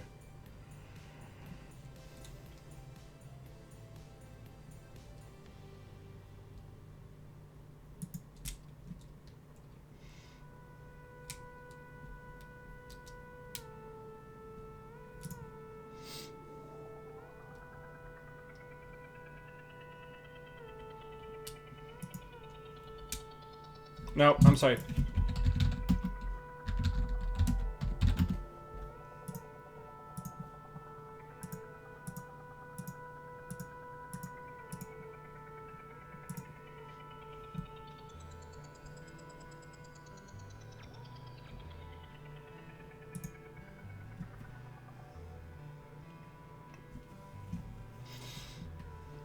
Because I want everything.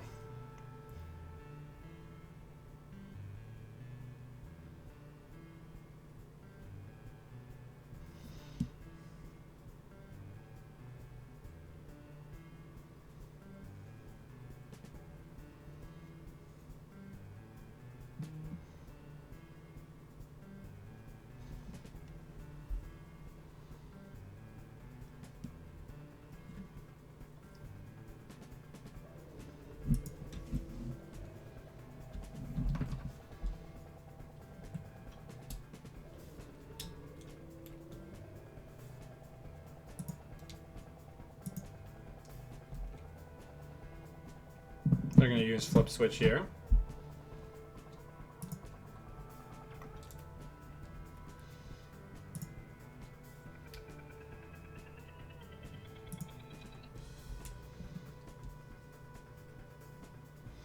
They can't break that.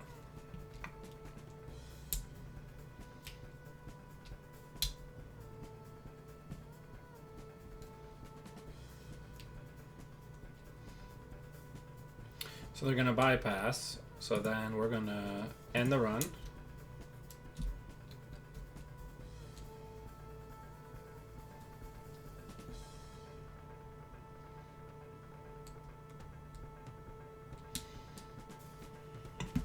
And I don't think they can get that.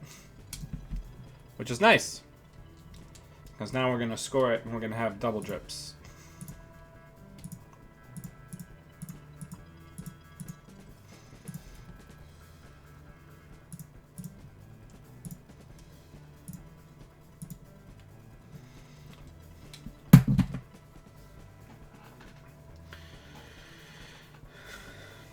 Next turn we can try to score domestic sleepers to close.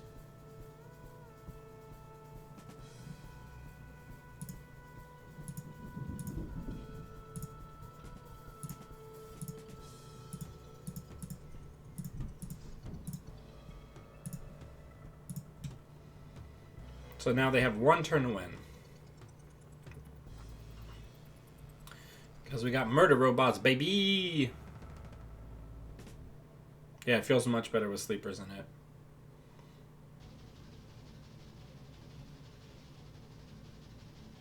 So their best course would be to get in here, steal this Ikawa, and then Kushuk. They might be going for a double Kushuk.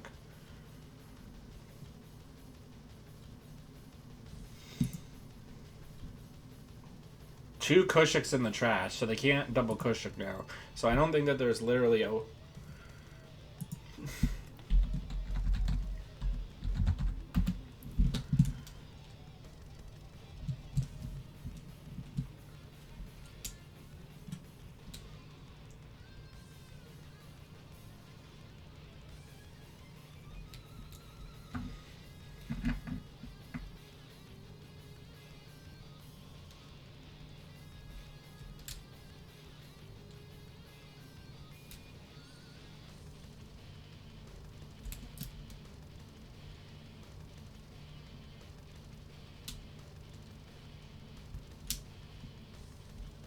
So, the really neat thing here is if they do the Kushuk, if they hit the Ikawa, they can't steal it.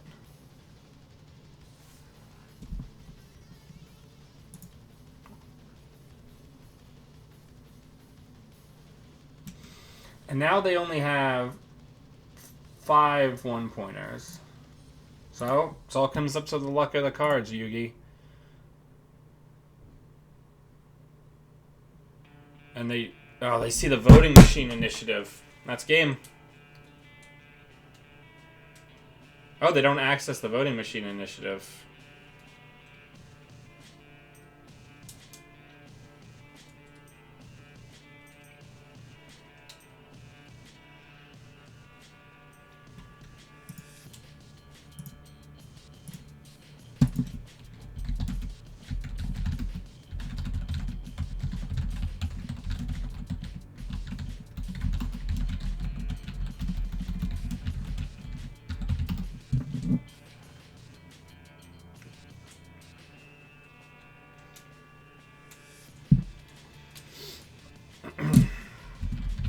Want to go again? This is a pretty tough matchup here, so let's do this one again.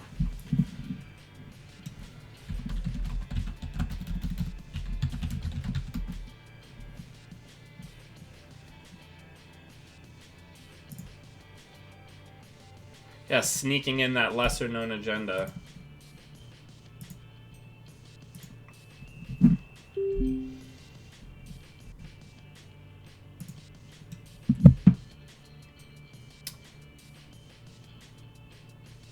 Small again.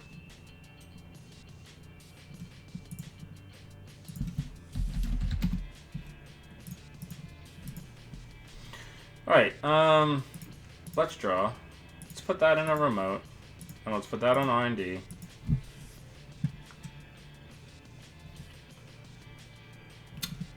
Alright.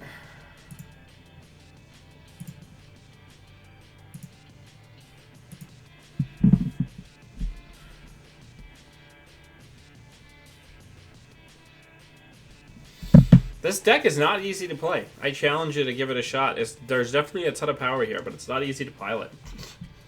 5/3s are tough to play with.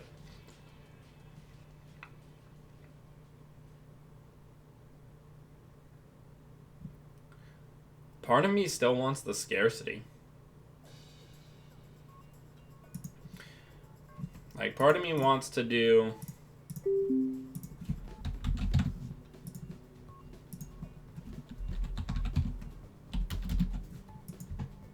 like that.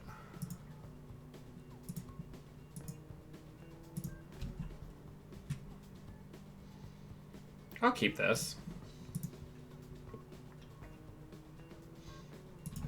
Good luck, have fun.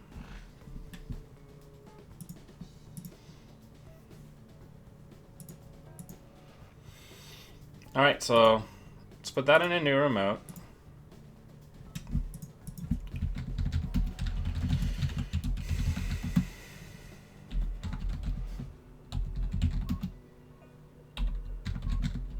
Gotta remember my triggers, people.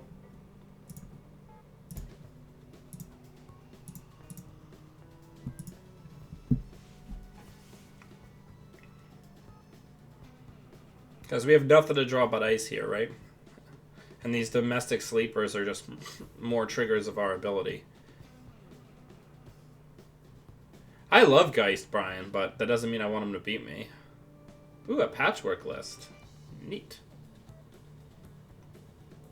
Somewhat anti-synergistic with Haley's ability because you're pulling cards that you may want to install. But, you know, it's definitely got some power.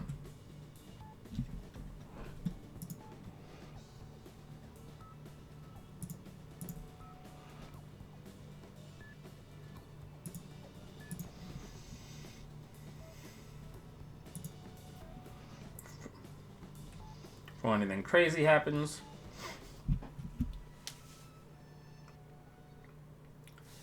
Coming into HQ. Last click, no money. There's the domestic sleepers hit.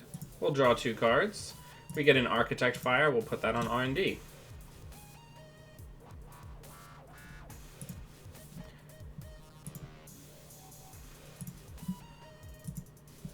No SMCs. So let's put that in the remote. Let's draw, and let's IPO.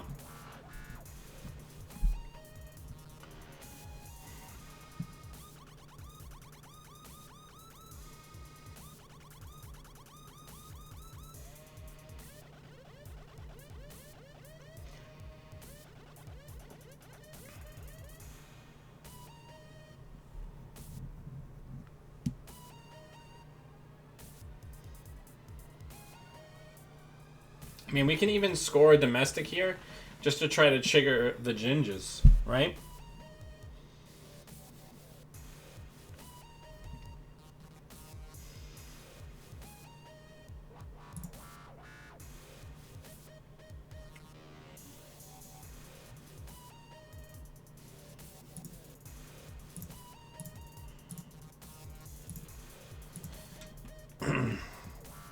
Our deck has like, what, 7 agendas in it that are real? That's feeding us a lot of them.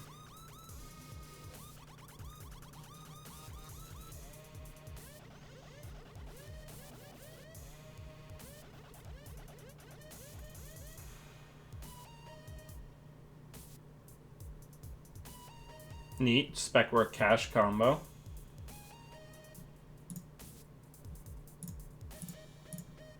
Alright, don't fuck me, deck. Okay. We'll put 1 Surveyor on Server 1. We'll put 1 Surveyor on R&D. And then we'll put the last Gatekeeper also on R&D. All for free.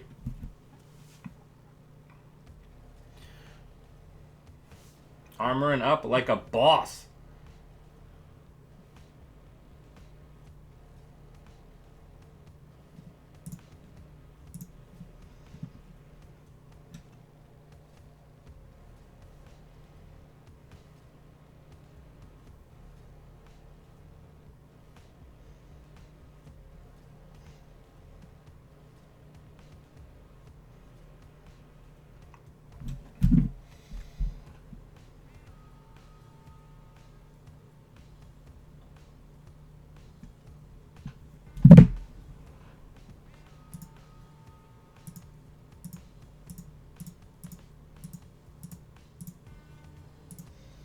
Alright, so here, I don't think scarcity is doing a ton for us now. I think we just need to go.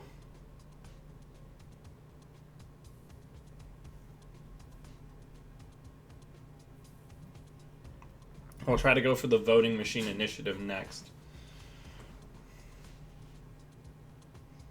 Or, I might install advance, a domestic, or a NGO front, and see if we can bait them through.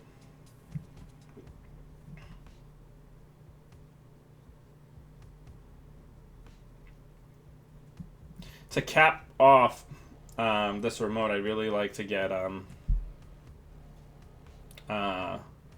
satyr.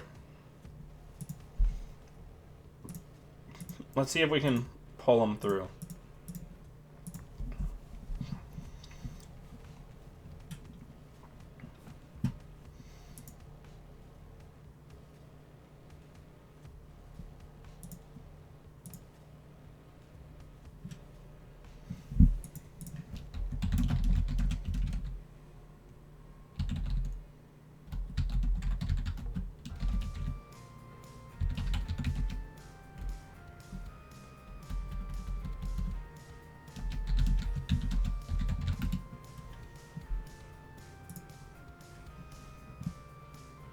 Alright, I fished what I wished.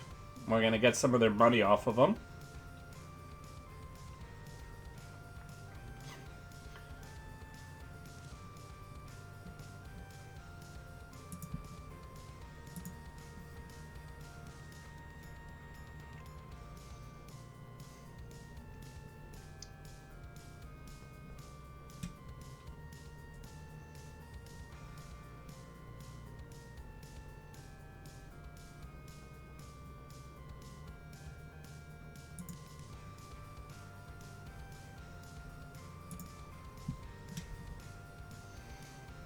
I want to make it so that they can't trash the Jinja here.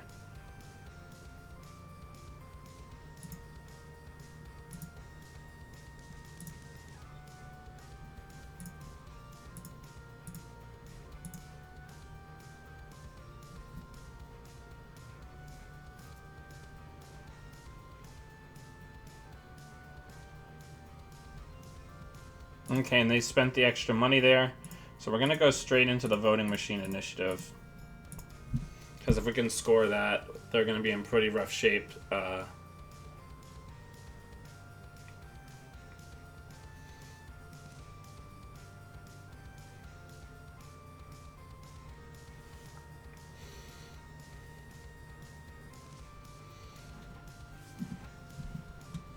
And then we can score... Yeah, Domestic Sleepers really makes this deck feel a lot nicer. We'll put that on R&D, because I actually don't think we're going to need our remote again. There's no clone ship currently threatening.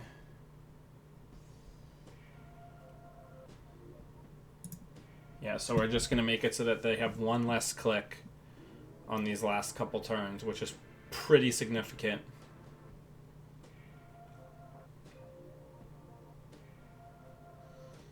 And there's no clone ship. There is a Clot in this deck, but there's no clone ship threat, which they're not really probably very concerned about us fast advancing, because we've only shown them big agendas for the most part. They've seen the Domestic Sleepers, but I don't know if that's the highest priority for them. Oh, okay, they are going to do it.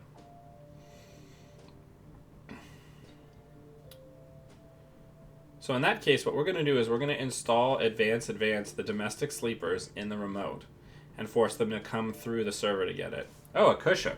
Okay. What is the most expensive shit we can res? So this is going to be Strength 8. So I think this Gatekeeper and the Surveyor are going to be our best uses here.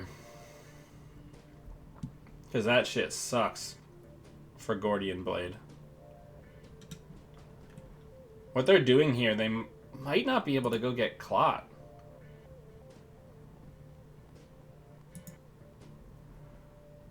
Yeah, now they can't do anything about that.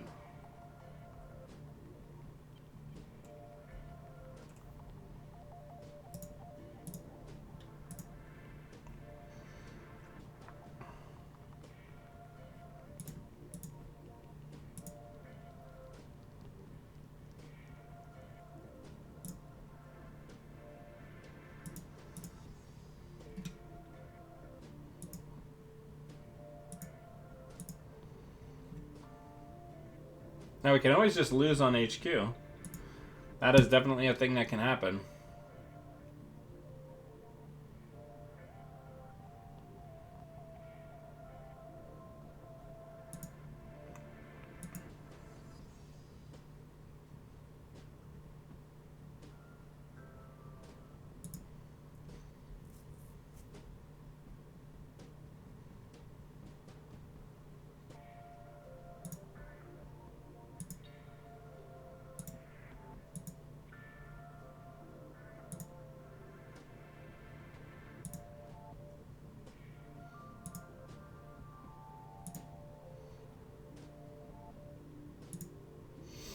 Okay.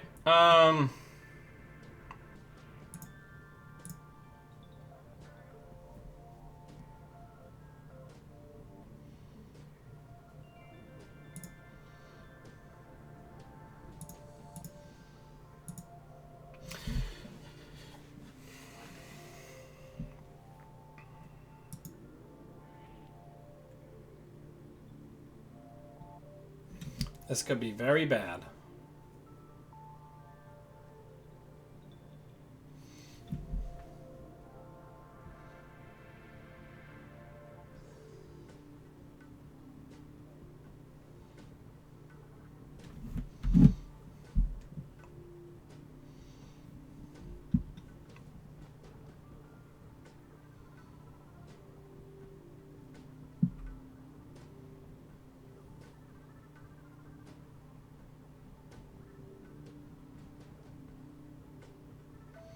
Freedom through equality is coming down.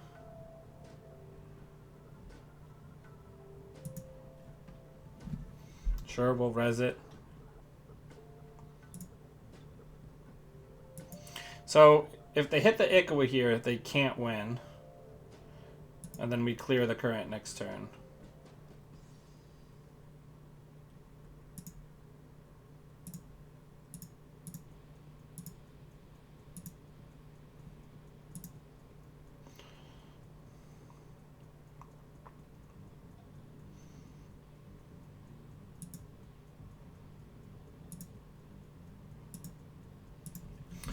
So,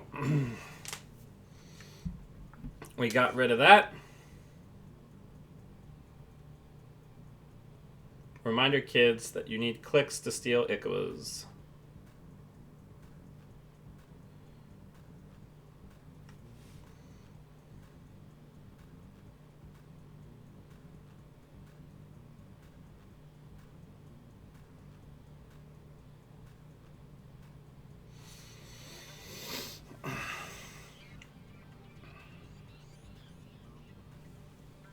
Two clicks to win it.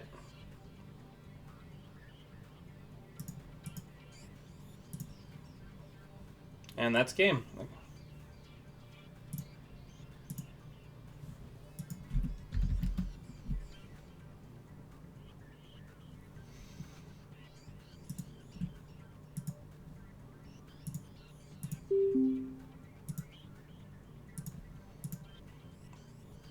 Things are looking up. Ooh, just Minder.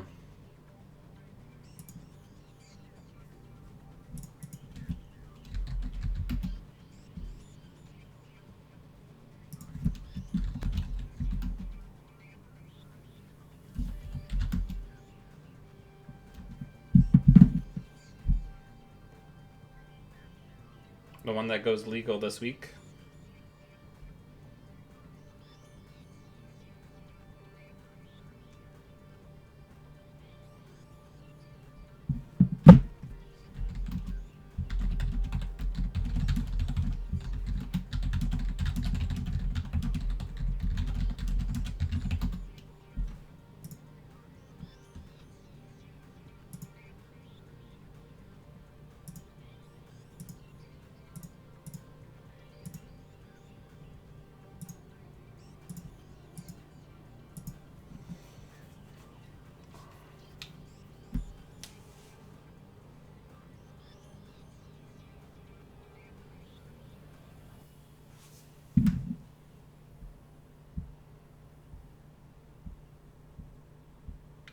Gotta take my daughter to the dentist today. That's always exciting. She actually really likes going to the dentist, which is quite surprising for a 5-year-old.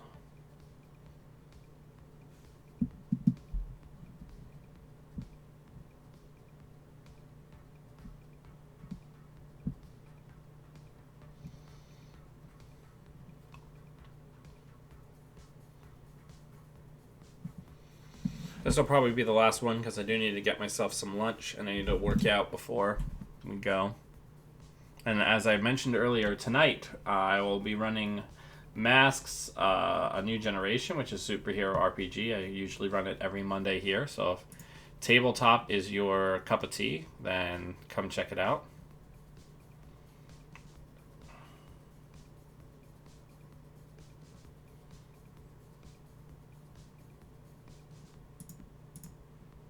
Just draw 3 cards, accelerate a little bit, and end the run.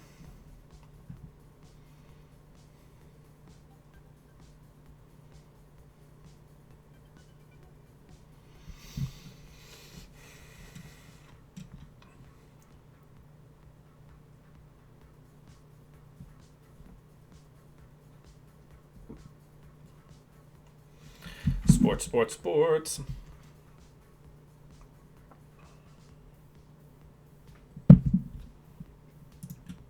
Alright. I think we're going to install that. We're going to advance it once. We're going to put down Scarcity of Resources. Jasminder is great, Marcus. Fantastic, even. Hey, DJ. Welcome.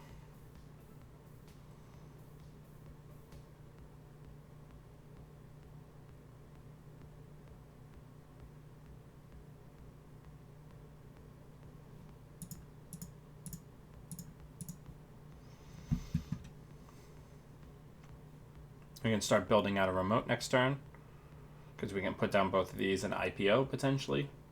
If there's a Jinja, we can put down the Jinja, put down the Surveyor, and then hit Violet level. Like having border controls as the outside ice to be able to cancel Stim Hacks.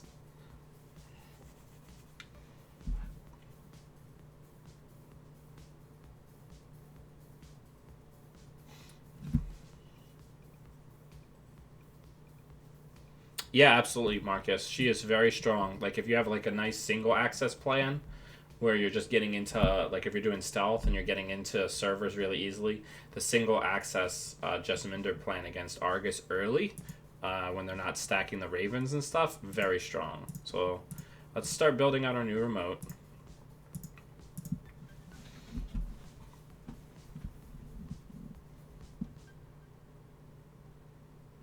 The guy on Violet level clearance looks like one of the Dark Elves from the game Spire.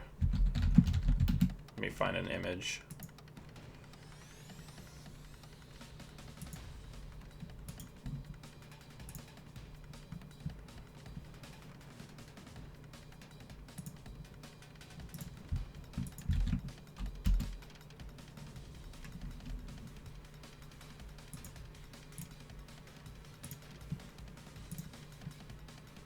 Just weird things I notice about art similarities.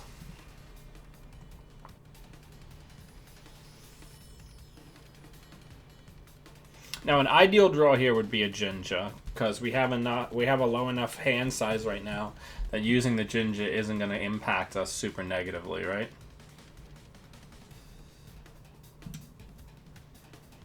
Oh yeah, I've played that. Yeah, the five cost for the Netmer curve feels bad, but you got to get it down, right? Let's draw.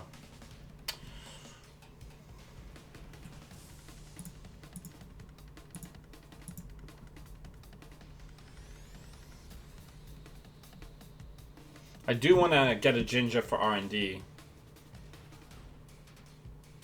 Oh yeah, the VLC guy could definitely be the Highwayman.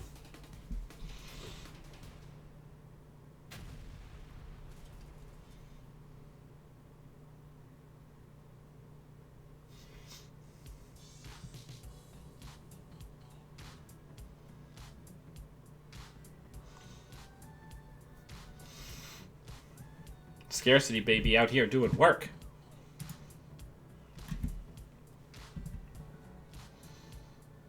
Yeah, it's worth noting our opponent has 0 credits.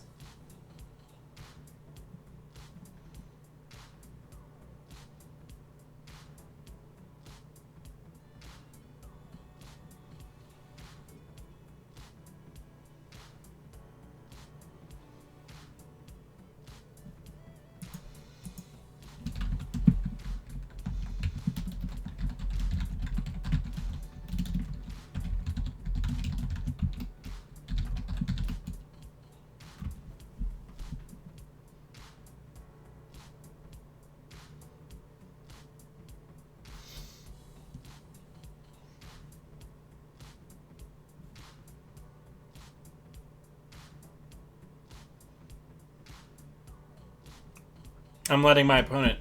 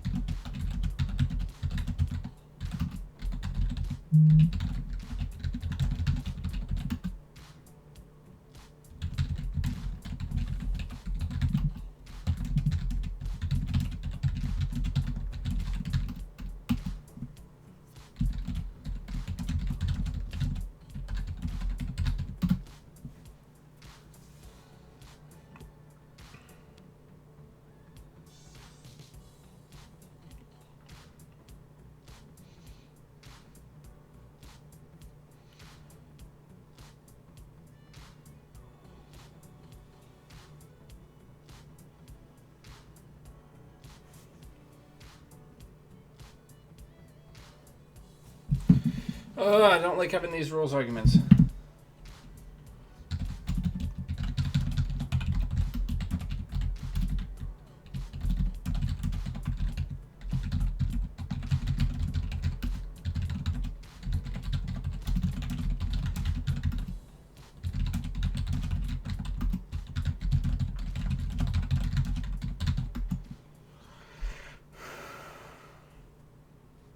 No, I wouldn't. I'd pause for like 4 seconds.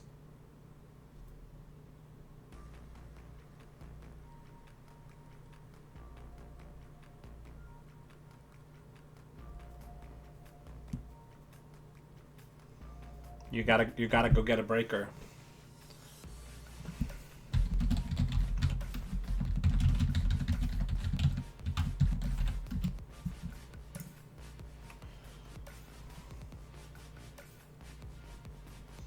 Now they're in a tough spot because if they use this to break, then they can't get in. They're gonna lose Corroder. And they can't afford to get through whatever the second ice is. No, yeah, going back to what you said, Marcus, in a tournament, if they stim hacked or cold red into a remote, I would just pause for several seconds before resing the first ice, and then when I res it, I would immediately use it.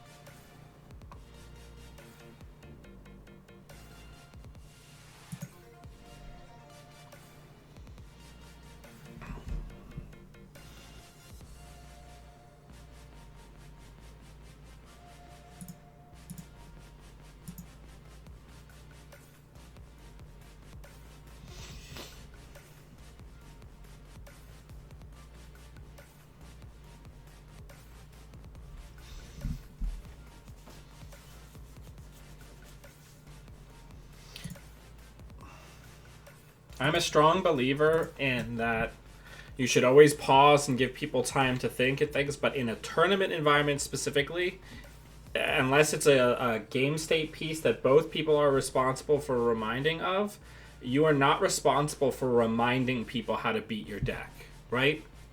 Like when I'm advancing as Titan, I give these long pauses, but I don't remind people about Claude, right? Because it's not your job to remind people. Because oftentimes, like with things like No One Home or Sports Hopper, if you ask if they have an action, you're basically reminding them about their deck. And that's not your responsibility.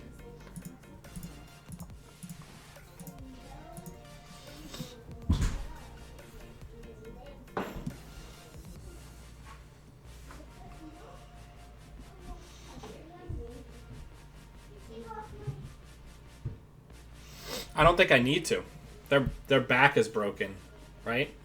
And if they put any more work into that Netmarker, I can just trash it later. They're not clearing the tag.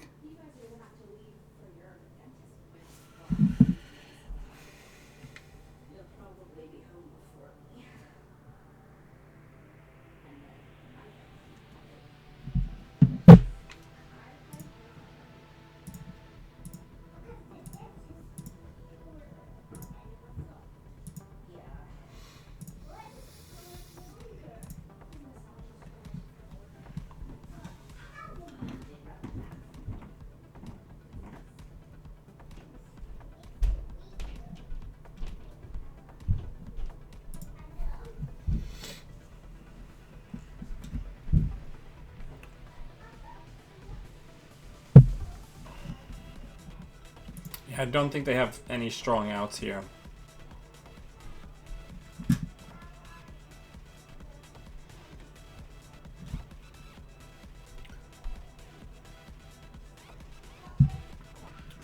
I think the right play for them to do was to have gone and got the corroder, installed it with that money for free, and just let border control fire.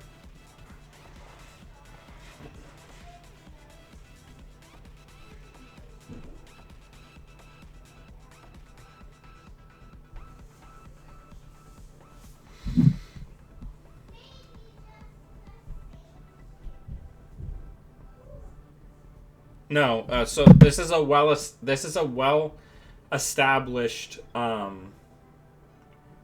interaction. During when the ice is rezzed, the corp has a window to use abilities on ice, like specifically the way this is written, before the runner has the ability to spend money, right? So it's during the approach phase, right? But when the runner hits the ice and the corp has the window to res, the paid ability window has already passed to the corp by that point. Yeah, the res trash window for the corp is the same window. So and they can put as many things onto that window as they want.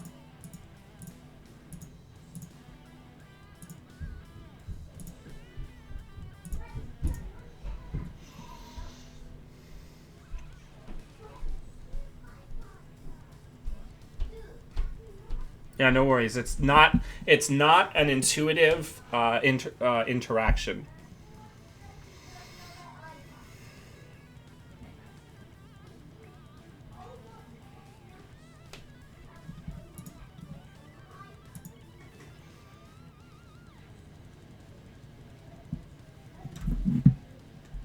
Yeah.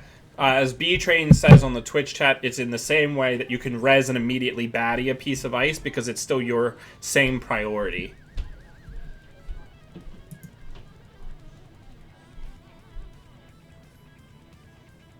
If they use the clone ship here for the corroder, they have a chance, of course, to steal some agendas. But they're also pretty slowed down.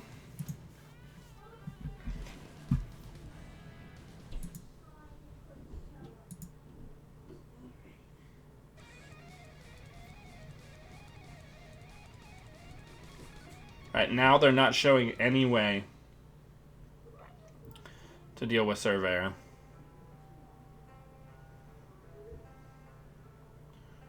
Alright, so here I'm going to end the run by trashing border control. So they're out of econ.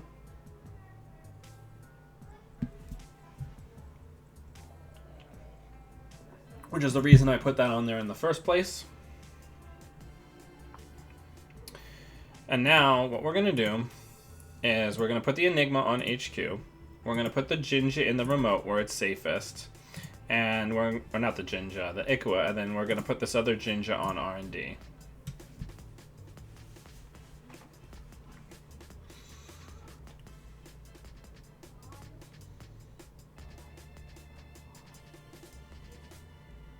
They're in a tough spot. Now, only one SMC has been used, and they're probably on Refractor. So Refractor is going to deal with Gatekeeper and Enigma very favorably, right?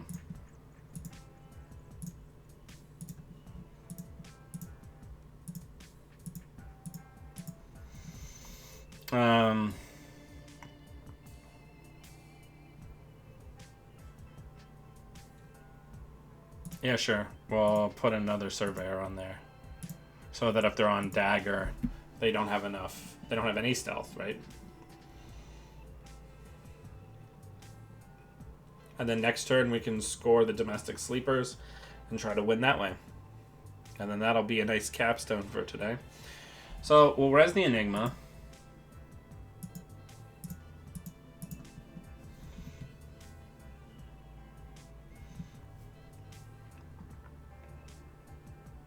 SSL is such a great corp agenda, huh?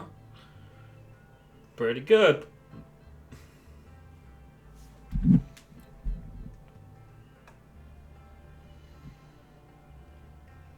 But yeah, in this instance, since our opponent did not know or have a good sense, like I knew going into that run that they didn't know about the interaction, I decided to just explain that there. We're on JNet. This is casual, right? Okay, so they hit the domestic sleeper, so our easy win here is gone. So we'll take the money.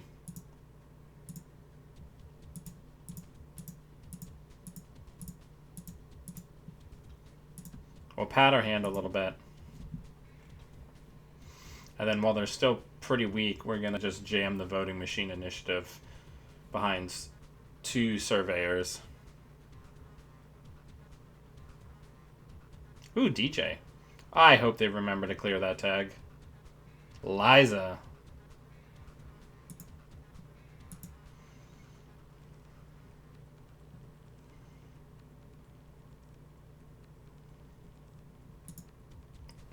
They could hit it here. Nope. They do not hit it.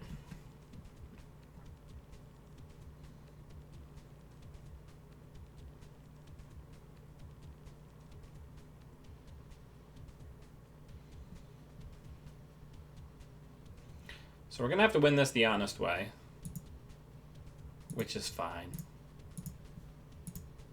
But we're just going to jam slam.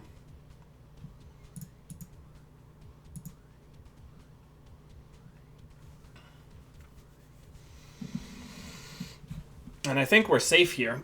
I do not think that there is a way that they win this turn. Because here on this domestic sleepers, we're going to take money.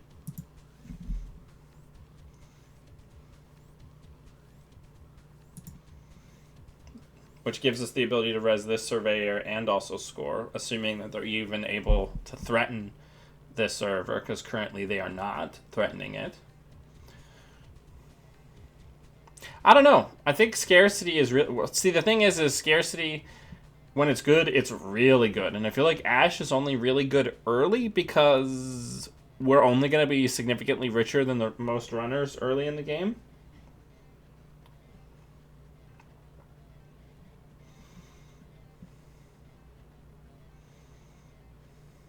We're not resing any ice on R&D unless it's like the last click of the game.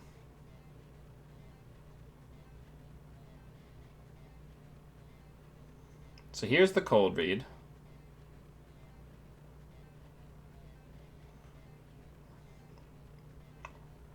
This is super duper bad.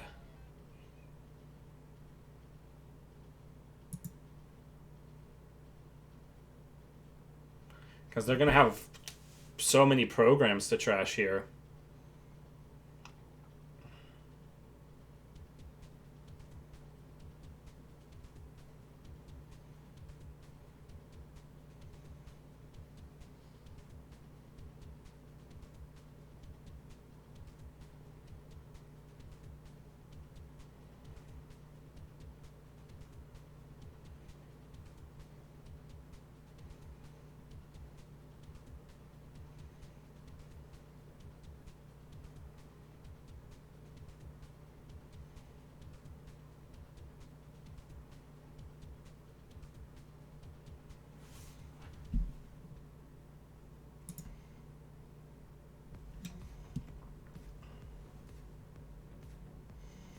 So I think here there's 2 more on Cold Read. I think we just beat them on the traces, right? Unless they go get a breaker.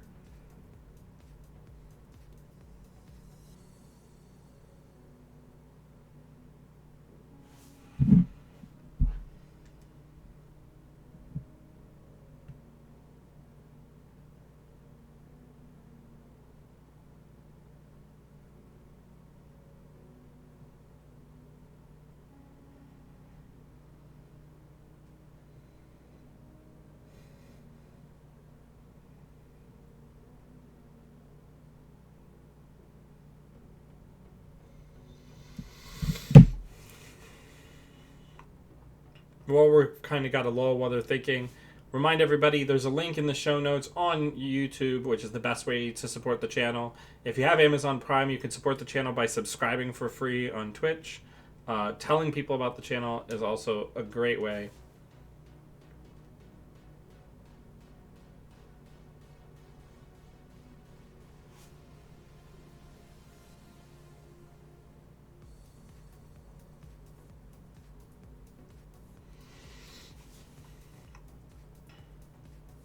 Pelongi is a neat choice because it gives them something else to trash.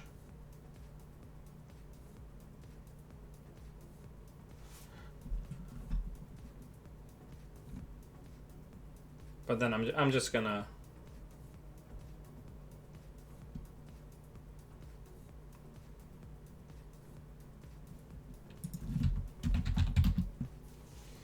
I'm just gonna border control you out of here.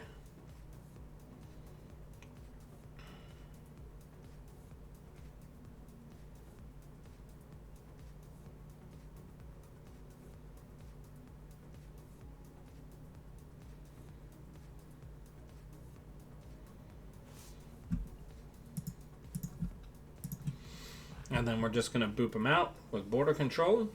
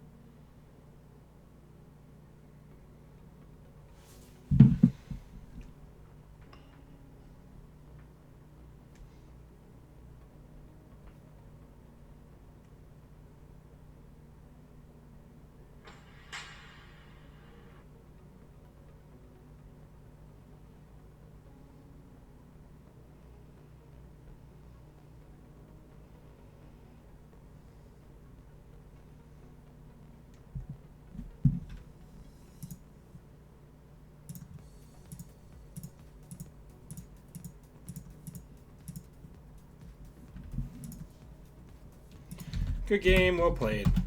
All right, everybody. Thank you so much for taking time out of your day to come watch me play Netrunner. I'm always happy to have everybody with me. And until I see you all tomorrow, always be running.